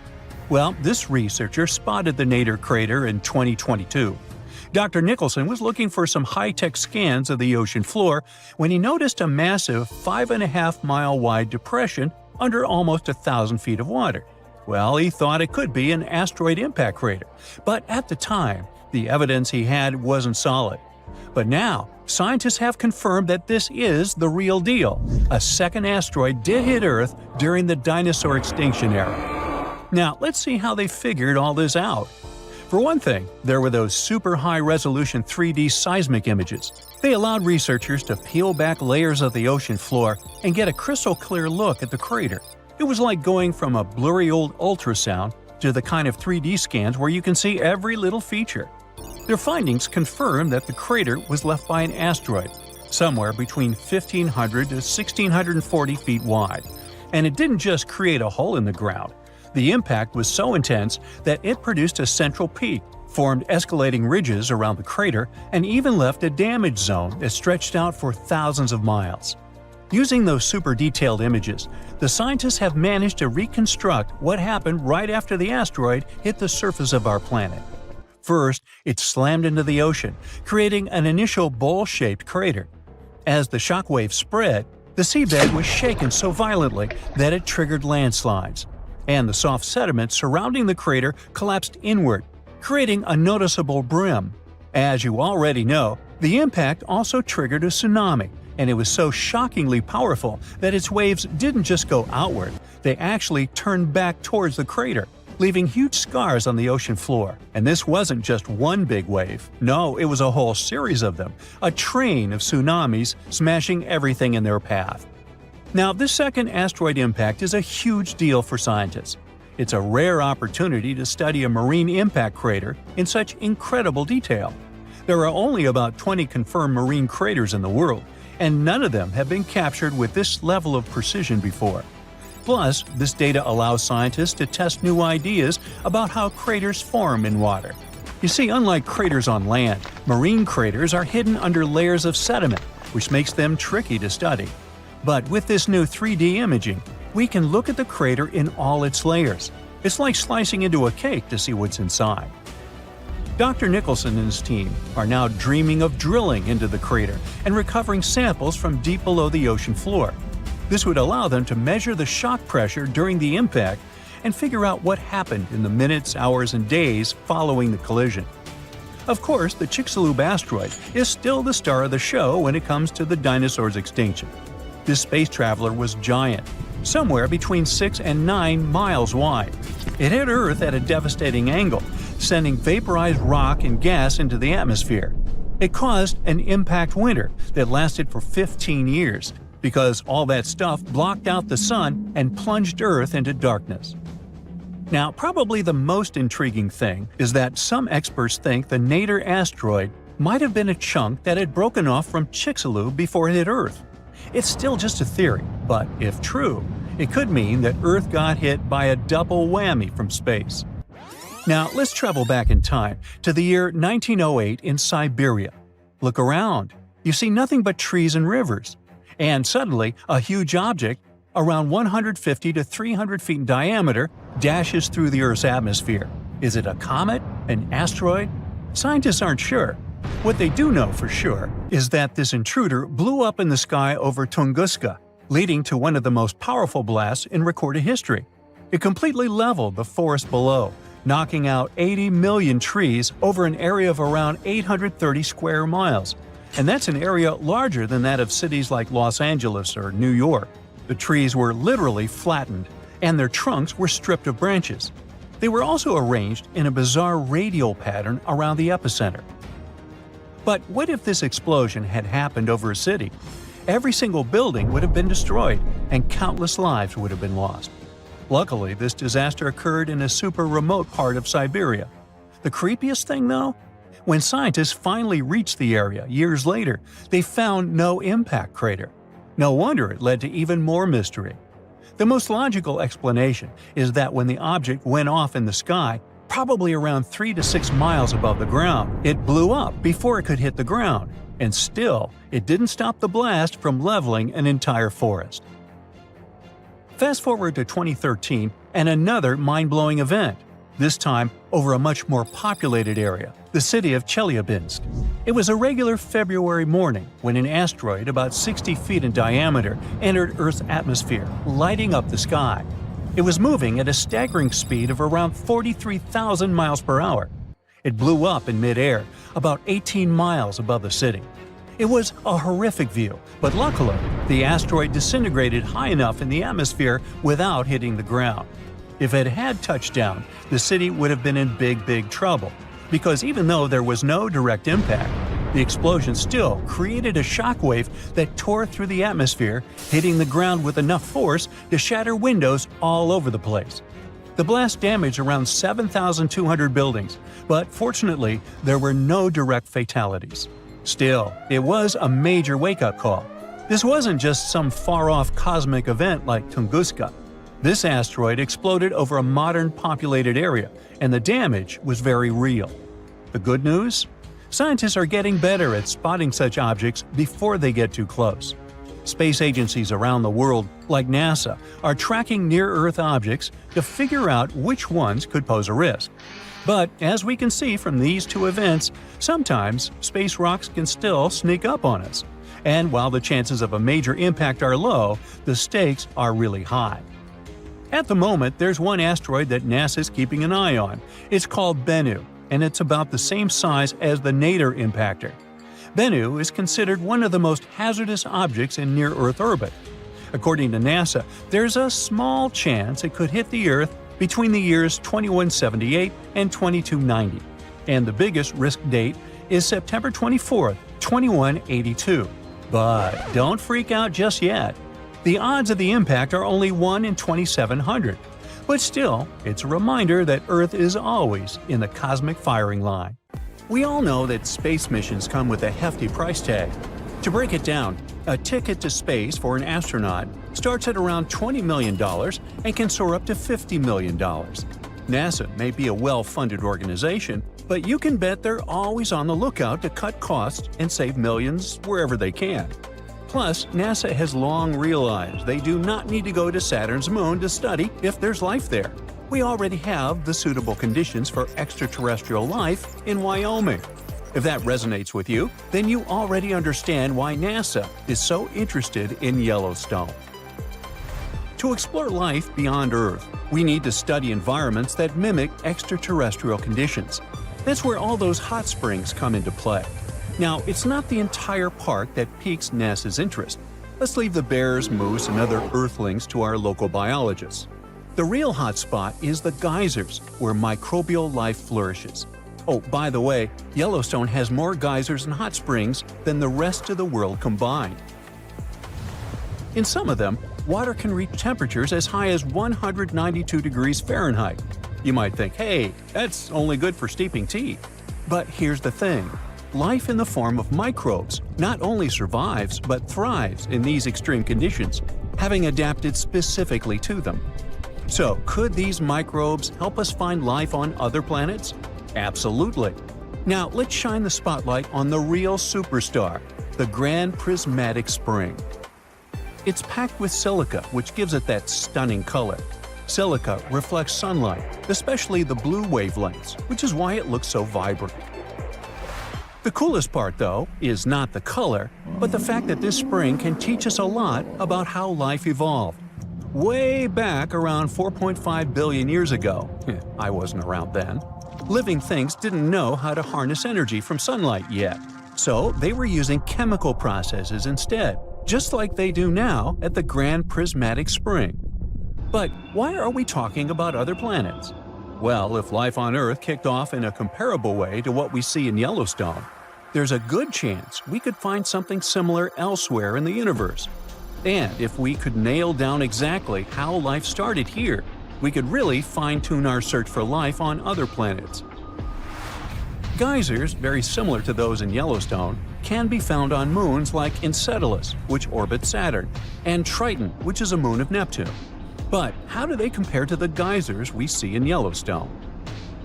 Well, back in 1989, NASA's Voyager 2 spacecraft made a groundbreaking discovery when it spotted geysers on Triton. This was the first time anyone had seen a geyser outside of Earth, not counting the volcanic eruptions on Jupiter's moon, Io, that were found by Voyager 1 in 1979. Since then, more geysers have been found on other moons in our solar system. In Yellowstone, geysers are heated by hot water from deep within the Earth. However, geysers on some of the outer moons get their heat from tidal forces, the gravitational pull from the big planets they orbit. You know how ocean tides on Earth are affected by the moon and the sun? Well, these moons experience something similar, but on a much larger scale. Beneath the icy surfaces of these moons are warm, salty oceans that stay liquid because the thick ice above keeps them insulated. As the moons move closer and further from their parent planets, the constant tugging creates heat, causing the warm water below to shoot out into space whenever there's a crack in the ice. This icy crust and the warm water underneath are a bit like a frozen pond on Earth. But could there be life swimming around in these hidden oceans, just like there are critters thriving beneath the ice of a pond? That's something scientists want to find out. NASA hopes to send advanced spacecraft to explore these distant moons and look for signs of life. But those warm oceans are buried miles beneath the frozen surface. So, how do we reach them? The answer may lie in geysers. In February 2019, a group of planetary scientists decided to visit Yellowstone in the winter to study the similarities between Earth's geysers and those in space. They know that Yellowstone's geysers are home to some tough little microbes called extremophiles, which thrive in extreme conditions like hot or acidic water. The researchers wanted to learn as much as they could about these microbes and the environments they live in. They brought along a bunch of scientific tools to measure things like temperature, pH levels, and oxygen in the water. They also used special instruments to analyze the chemicals in the ice and rocks and sniff the air for gases. Plus, they collected samples of rock, ice, and water from the geysers, catching tiny droplets on sheets of foil coated in geyser spray. Their main target was the Great Fountain Geyser in Yellowstone's Midway Geyser Basin, which puts on a spectacular show 2 to 3 times a day. However, visiting in winter posed some challenges. Some scientists were delayed by snowy weather, arriving late at night right before they were supposed to enter the park. Then their SUV got stuck in a snowdrift and had to be rescued by a snowplow. The next day, riding in a snow coach, the team had to trudge through deep snow for nearly a mile to reach the geyser, keeping an eye out for elk, bison, and even bears. As they made their way to the Great Fountain Geyser, they took breaks to gather samples and measurements from other interesting pools along the way, like Lemon Pool and Surprise Pool. Even though Yellowstone feels remote, it's not nearly as far away as places like Enceladus and Triton. It's a unique natural laboratory that can teach us a lot about life on Earth and potentially beyond. Oh, as for labs, the Great Prismatic Spring may count as one. Look at these guys. Under the microscope, they look like matches. Their official Latin name is Thermus aquaticus. They live in this hot spring, and these bacteria have saved millions of people's lives. Now, if you're skeptical about what I just said, then you need to know that these bacteria help to create the basis of PCR tests widely used in today's medicine to give fast and precise diagnosis. Back in the 60s, a microbiologist named Thomas Brock was exploring the park's superheated thermal pools and stumbled upon something amazing. Brock was super interested in bacteria that could thrive in extreme conditions. During his 10-year journey studying geysers and thermal springs, he found a microbe in a spring called mushroom pool that could survive in nearly boiling water. This little guy, Thermus aquaticus, turned out to be a game changer for science. Why? Well, it's crucial for a technique called PCR, also known as polymerase chain reaction, which is used to quickly make copies of DNA samples. Before Brock's discovery, this process was tricky because the heat could damage the enzymes that hold DNA together. But thanks to Thermus aquaticus, scientists could now heat and cool DNA samples without breaking them down, making everything faster and easier. It all happened because researchers had purified an enzyme called tag polymerase out of this organism. Those Yellowstone microbes could also be your new go-to for a delicious and sustainable breakfast. A unique microbe was discovered there during some NASA-funded research, and it's now being transformed into tasty vegan breakfast patties and cream cheese. Originally found in a hot spring, this little wonder is called Fusarium strange flavolapsus, and it caught the attention of space enthusiasts as a powerful protein source for long space missions. Plus, it requires way less water and land than beef, making it a smart choice for the planet.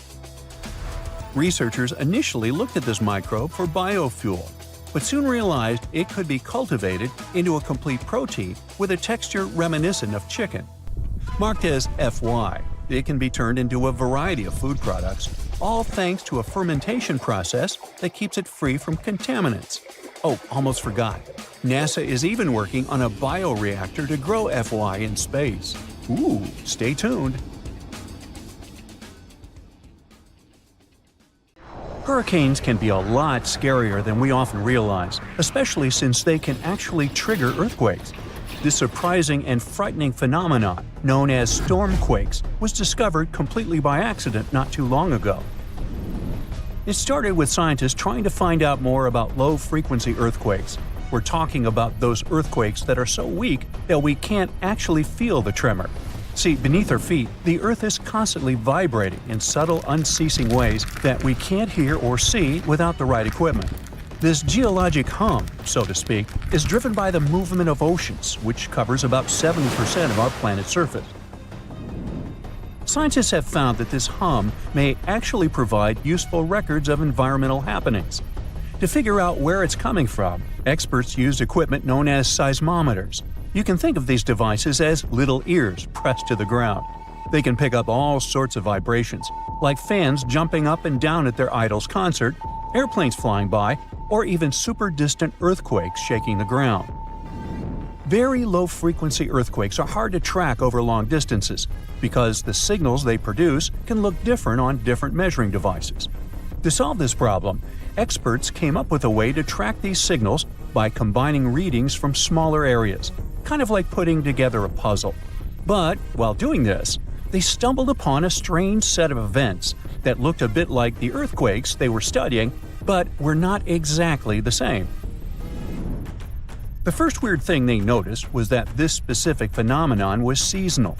It never happened between May and August, for example. That is completely different from earthquakes, which can pretty much happen any time of the year. The second strange thing is that earthquakes usually occur more in the western part of the United States, where the ground moves along cracks in the surface.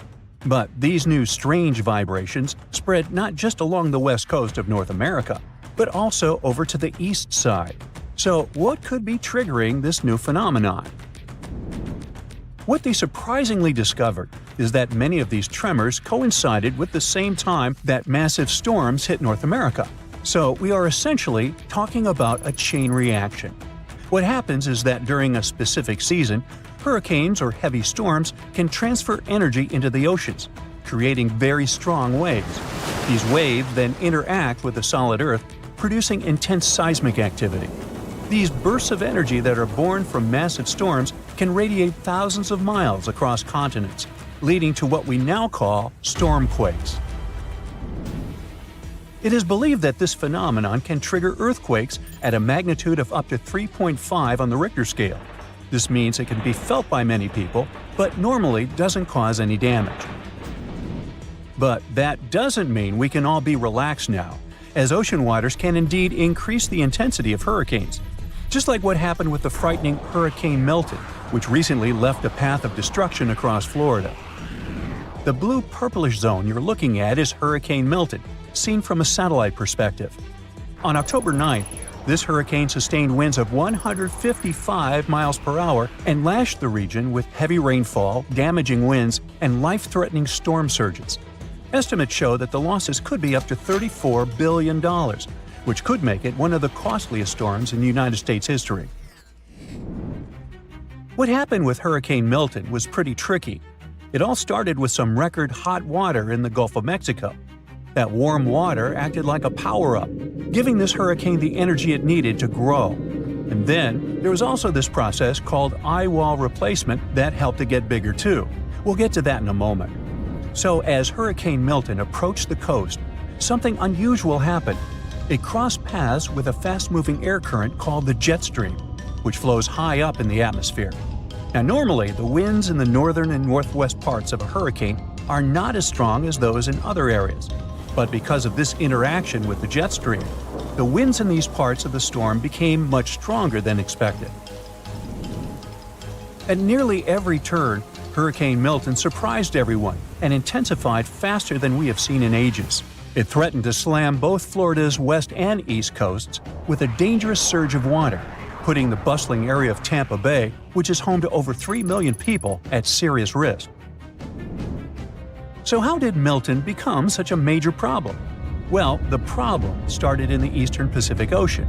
Usually, hurricanes follow a fairly predictable path, spinning off of Africa's coast, sailing across the Atlantic, and gaining strength in the warm Caribbean waters.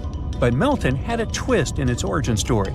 It began as the remnants of a tropical depression that crossed over the Yucatan Peninsula and met a stalled front in the Gulf.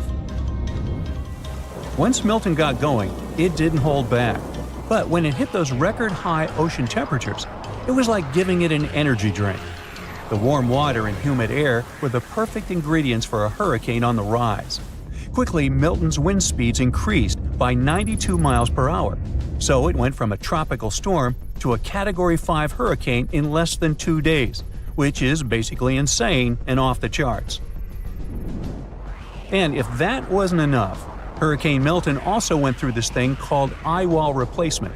Now, hurricanes spin around a mostly clear eye in the center. But overnight, Milton started forming new bands of rain on its outer edges, creating a second ring around its eye.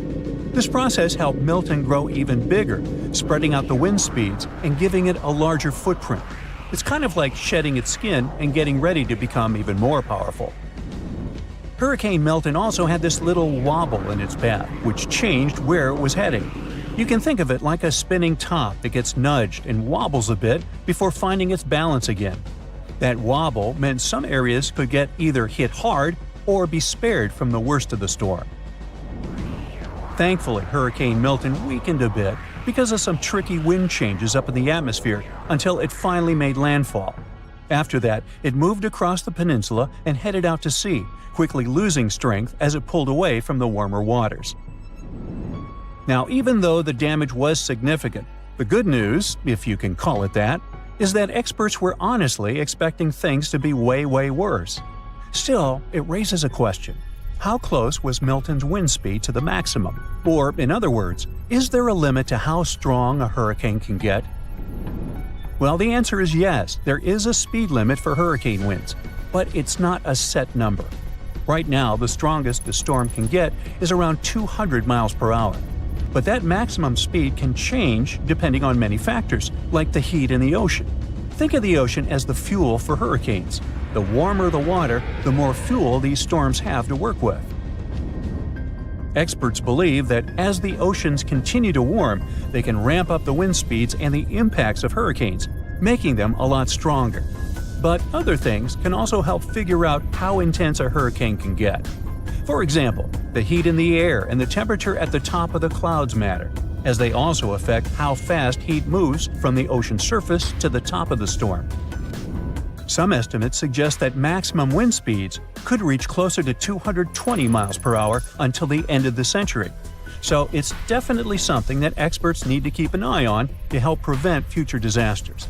As we move forward, it's essential to keep researching and studying these storms. The more we understand them, the better we can protect ourselves and our communities. Hey there, Earthling! If you think you're special because you live on the only habitable planet out there, think again. What makes a planet suitable for life? A whole bunch of factors, like the planet itself, its neighbors, and the star it orbits. A habitable planet is basically one that can sustain life, with things like access to water, energy sources, and nutrients. Earth, for example, is in the sweet spot, known as the habitable zone, where it can have liquid water on its surface. But just being in this zone doesn't automatically mean a planet is habitable. Factors like crazy levels of radiation can make a planet uninhabitable, even if it has the right temperature. So the bottom line is, we need water, something to orbit, and a set of nutrients of chemical origin that can be found in Mendeleev's periodic table of the elements or those funky snacks you buy. Look at this exoplanet called K2-18b. The term exoplanet doesn't mean that it's exotic. It just states that this planet is located outside the solar system. Most planets need to orbit something, unless we're talking about rogue planets that are basically planet-sized things floating around in space but not orbiting around any star or brown dwarf. Instead of our Sun, K2-18b orbits a red dwarf called K2-18. It's not your average star you can see with the unaided eye in the night sky. This one is hard to observe because of its low luminosity. K2-18b is indeed a planet far, far away. It's located 38 parsecs away from Earth. 1 parsec is somewhere around 19 trillion miles. Hey, you do the math. Hint, lots of zeros. K2-18b is a sub-Neptune, meaning that it has a smaller radius than Neptune. However, it's much bigger than our humble abode. It's about 2.6 times the radius of Earth. As for the weight, K2-18b is way chunkier than Earth. It's about 8 times as massive. It takes 33 days for this planet to go around its star, and it gets just about as much starlight as Earth gets from the Sun. This planet has a light intensity of 1.28 times greater than Earth and has an equilibrium temperature of 28 degrees Fahrenheit. Nope, it doesn't mean that K2-18b feels like New York in January. It only gives us an idea of the theoretical temperature put there. The planetary equilibrium temperature is basically the temperature a planet would have if it was perfectly balanced in terms of radiation. It's when the amount of heat leaving a planet is the same as the amount of heat coming in. Now, the trillions of miles that set us apart aren't a problem for potent telescopes, such as the Kepler Space Telescope that discovered this planet and the James Webb Space Telescope that is studying its atmosphere now. In 2019, scientists announced that they had found water vapor in the atmosphere of exoplanet K2-18b, which sparked widespread interest toward this outlandish world. 4 years later, the Webb telescope detected carbon dioxide and methane swirling in the air of this guy. Carbon dioxide is basically our best friend here on Earth. Humans need it to breathe properly and keep our blood pH in check. And plants love this stuff too, because it helps them make oxygen through photosynthesis. Obviously, we can't survive without it. Without methane either. However, this little gem got some scientists buzzing with excitement even more due to the discovery of some funky dimethyl sulfide gas molecules in its atmosphere. In 2023, scientists from the University of Cambridge spotted carbon-based molecules like methane and carbon dioxide hanging out on K2-18b with the help of JWST. This could mean that this exoplanet might feature a hydrogen-rich atmosphere and a watery surface. There's a potential whiff of dimethyl sulfide, or simply DMS, in the mix. On Earth, this stuff is usually linked to life, since it's normally produced by phytoplankton in the oceans. The fact that we're picking up hints of DMS on K218b is like finding a golden ticket in the cosmic chocolate bar. Hey, kinda gives you the willies now, doesn't it? Why is DMS so important, you ask? Well, it's a bit of a superhero on our planet, playing a crucial role in the sulfur cycle and even affecting our climate by helping clouds form. And spotting DMS on other planets could be a sign of life similar to ours. Looks like this planet is a nice spot, with its not that rough temperature and all the right nutrients to keep us alive. So, what's your take on its overall look? It probably took the planet a good few million years to come together. While things might heat up deep down underground, it shouldn't make a big difference on the surface. Some experts believe it could be home to a water or molten lava ocean, with a hydrogen-rich atmosphere resembling a gas giant like Uranus or Neptune. Now this one doesn't really match our Earth standards, since our atmosphere is mostly made of nitrogen. If there's an ocean, it's likely under a thick layer of ice and rock, which could mess with the planet's climate. Once things get really hot, the line between the ocean and the sky blurs. We're not totally sure if there's a liquid ocean on K218b, and it's tricky to see one from afar. Just looking at the planet's size and weight won't give us the answer. The whole liquid water-ocean thing is up in the air. Initially, we thought water in a supercritical state was most likely, but new observations point toward a liquid ocean. Suspicious gases like hydrocarbons and ammonia might be moving from the air into the water if there's an ocean, which could mean no clear line between the sky and the sea. But some experts say a molten rock ocean could be doing the same trick. Others think a gas-rich mini Neptune setup could explain things too. The Hubble Space Telescope did some snooping and found that K218b is rocking an atmosphere filled with hydrogen. They think there might be some water vapor hanging out there too, but it's a bit of a mystery. Apparently, the James Webb Space Telescope got a peek and saw less than 0.1% water vapor, possibly because the planet has a dry stratosphere vibe going on. As for ammonia, it's nearly non-existent in that distant world. Methane and carbon dioxide seem to be dominant in the atmosphere, making up about 1%. But don't expect to see any other carbon oxides crashing the party. Their concentration is just a guess at this point. The atmosphere of K218b is just a small fraction of its total mass, around 6.2%, and has probably got a similar vibe to Uranus and Neptune. Haze-wise, there's not much going on, and water clouds are a bit of a mystery. They're probably icy, although there's a chance for some liquid water clouds too. Now, besides water, the atmosphere could also contain some ammonium chloride, sodium sulfide, potassium chloride, and zinc sulfide clouds, depending on what the planet is into. And it seems like things might get a bit turned up high in the atmosphere, with the temperature inversion causing a stratosphere situation, just your average day in outer space. So far, scientists have come up with several climate models this planet might have. For example, some of them think that there's the same temperature across the whole planet, unless the planet is spinning super fast and the temperature difference between the poles and the equator is minor. But these are all speculations at this point.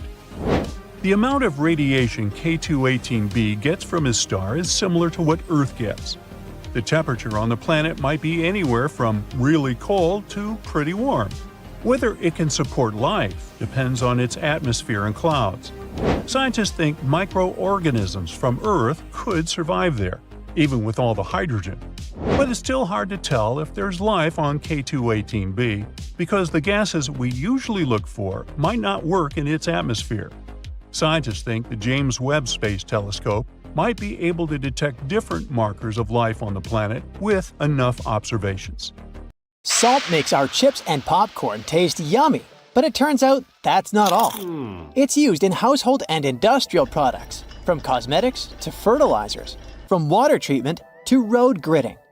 All over the globe, around 300 tons of salt are produced every year. But there's a problem.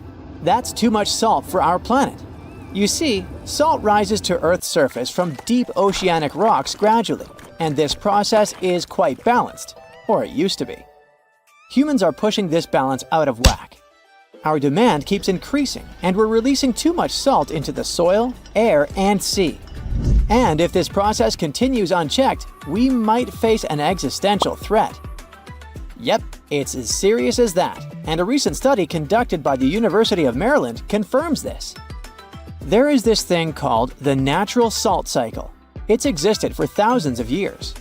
Salt naturally rises to our planet's surface via geologic uplift and rock weathering. Sometime later, rocks break down and release salt ions into the soil. Some of these ions are absorbed by plants and organisms. Others are washed away into rivers, which transport them into oceans. Salt also gets into the atmosphere. It happens through salt dust in dry regions and sea spray in coastal areas. It's crucial for humans because our bodies need salt, just like animals and plants do.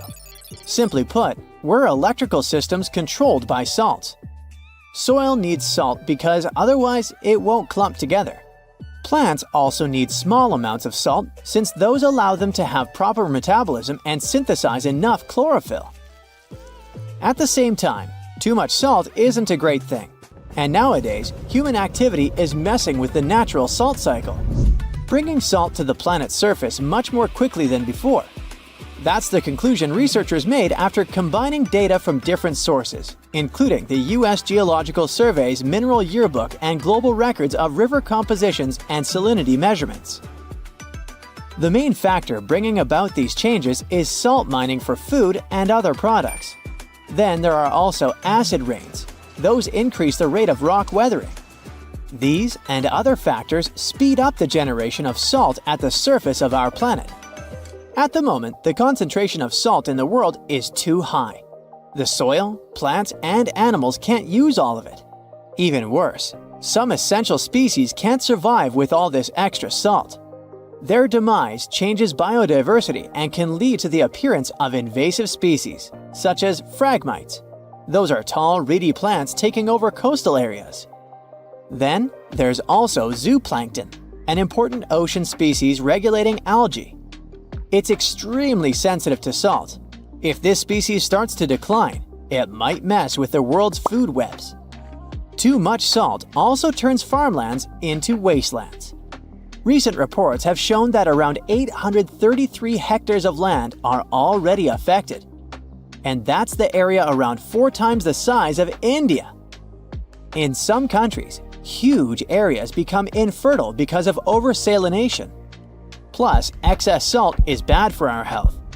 The thing is, all that extra salt gets into groundwater, making it too salty for human consumption.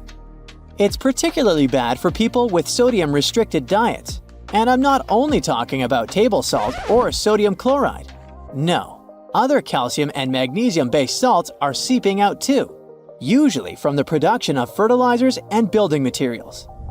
It's like a chemical cocktail of different salts coming from various sources, and scientists don't know yet the effects such a cocktail can have on us humans and our health. So, maybe now you're sitting and thinking, oh, it's time to cut back on my salt intake. Perhaps, but don't cut it all out. In the 1930s, Dr. Robert McCants from Cambridge University's Department of Experimental Medicine found 4 volunteers and asked them to go 10 days completely without salt. First, they had to sweat out the salt that still remained in their bodies, and after that, the scientists literally desalinated everything they were allowed to eat and drink. Soon after, the participants started to experience weird sensations. They realized that they didn't taste much flavor in anything they consumed. It got worse. Fatigue set in, and the volunteers soon got too tired to even eat. They began to show the signs of hyponatremia. It occurs when the concentration of sodium in your blood is dangerously low. And that's when a person's blood cells swell because there's not enough salt in the blood to regulate how much water a cell should and will consume. If this condition is left untreated, it can not only result in seizures, but also have much, much worse consequences. At the end of the trial period, participants got some salty foods, and miraculously, within a few minutes, they could taste again, and their energy seemed to be replenished almost immediately. Honestly, it sounds kinda terrifying. If that's what a mere 10 days without salt are, imagine what catastrophe it would be if salt just ceased to exist. We wouldn't be able to last long, that's for sure. And it would be a never-ending drama, not only for us, but for plants and animals too. They need salt as much as we do. If our oceans suddenly lost all the salt, it would wipe out all underwater algae, cutting photosynthesis on Earth almost in half. Land-based plants would follow suit. So, soon after the disappearance of salt, we'd face a huge issue. Too much carbon dioxide and not nearly enough oxygen. Our climate would start fluctuating between extremely hot and cold temperatures, and hurricanes would become insanely powerful and super destructive. Luckily, we still have salt at our stores, and the natural salt cycle might get more or less stable again. By the way, humanity has known of and appreciated salt for many centuries. For example, it was used as offerings and to preserve mummies in ancient Egypt. It was a valuable commodity traded between the Phoenicians and their Mediterranean empire. In ancient China, people knew of more than 40 types of salt and used it for medicinal purposes. In medieval continental Europe, Venice gained power through its salt monopoly. The production and transportation of salt led to the appearance of new cities and the construction of roads. Salzburg, the city of salt in Austria, is a great example of that. Even these days, salt continues to surprise us. For example, recently, researchers from the University of Miami Rosenstiel School of Marine and Atmospheric Science have discovered rare deep-sea brine pools in the Gulf of Aqaba. That's a northern extension of the Red Sea.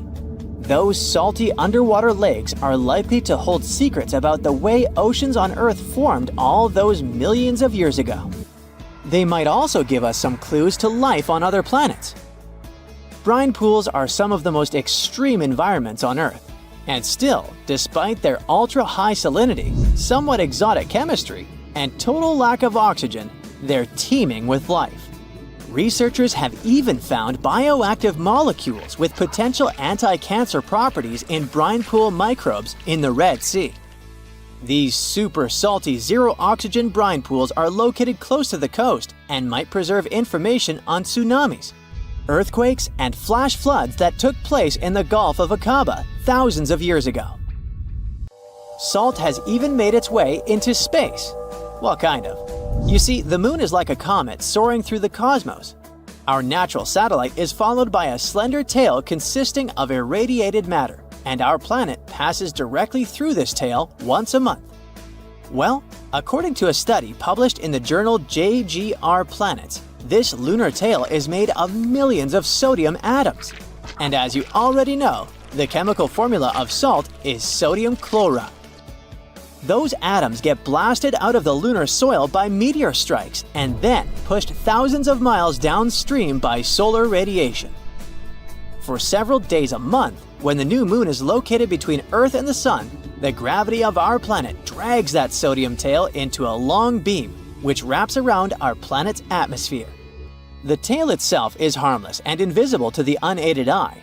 But during those new moon days, high-powered telescopes can detect the faint orange glow of sodium in the sky. That's it for today. So hey, if you pacified your curiosity, then give the video a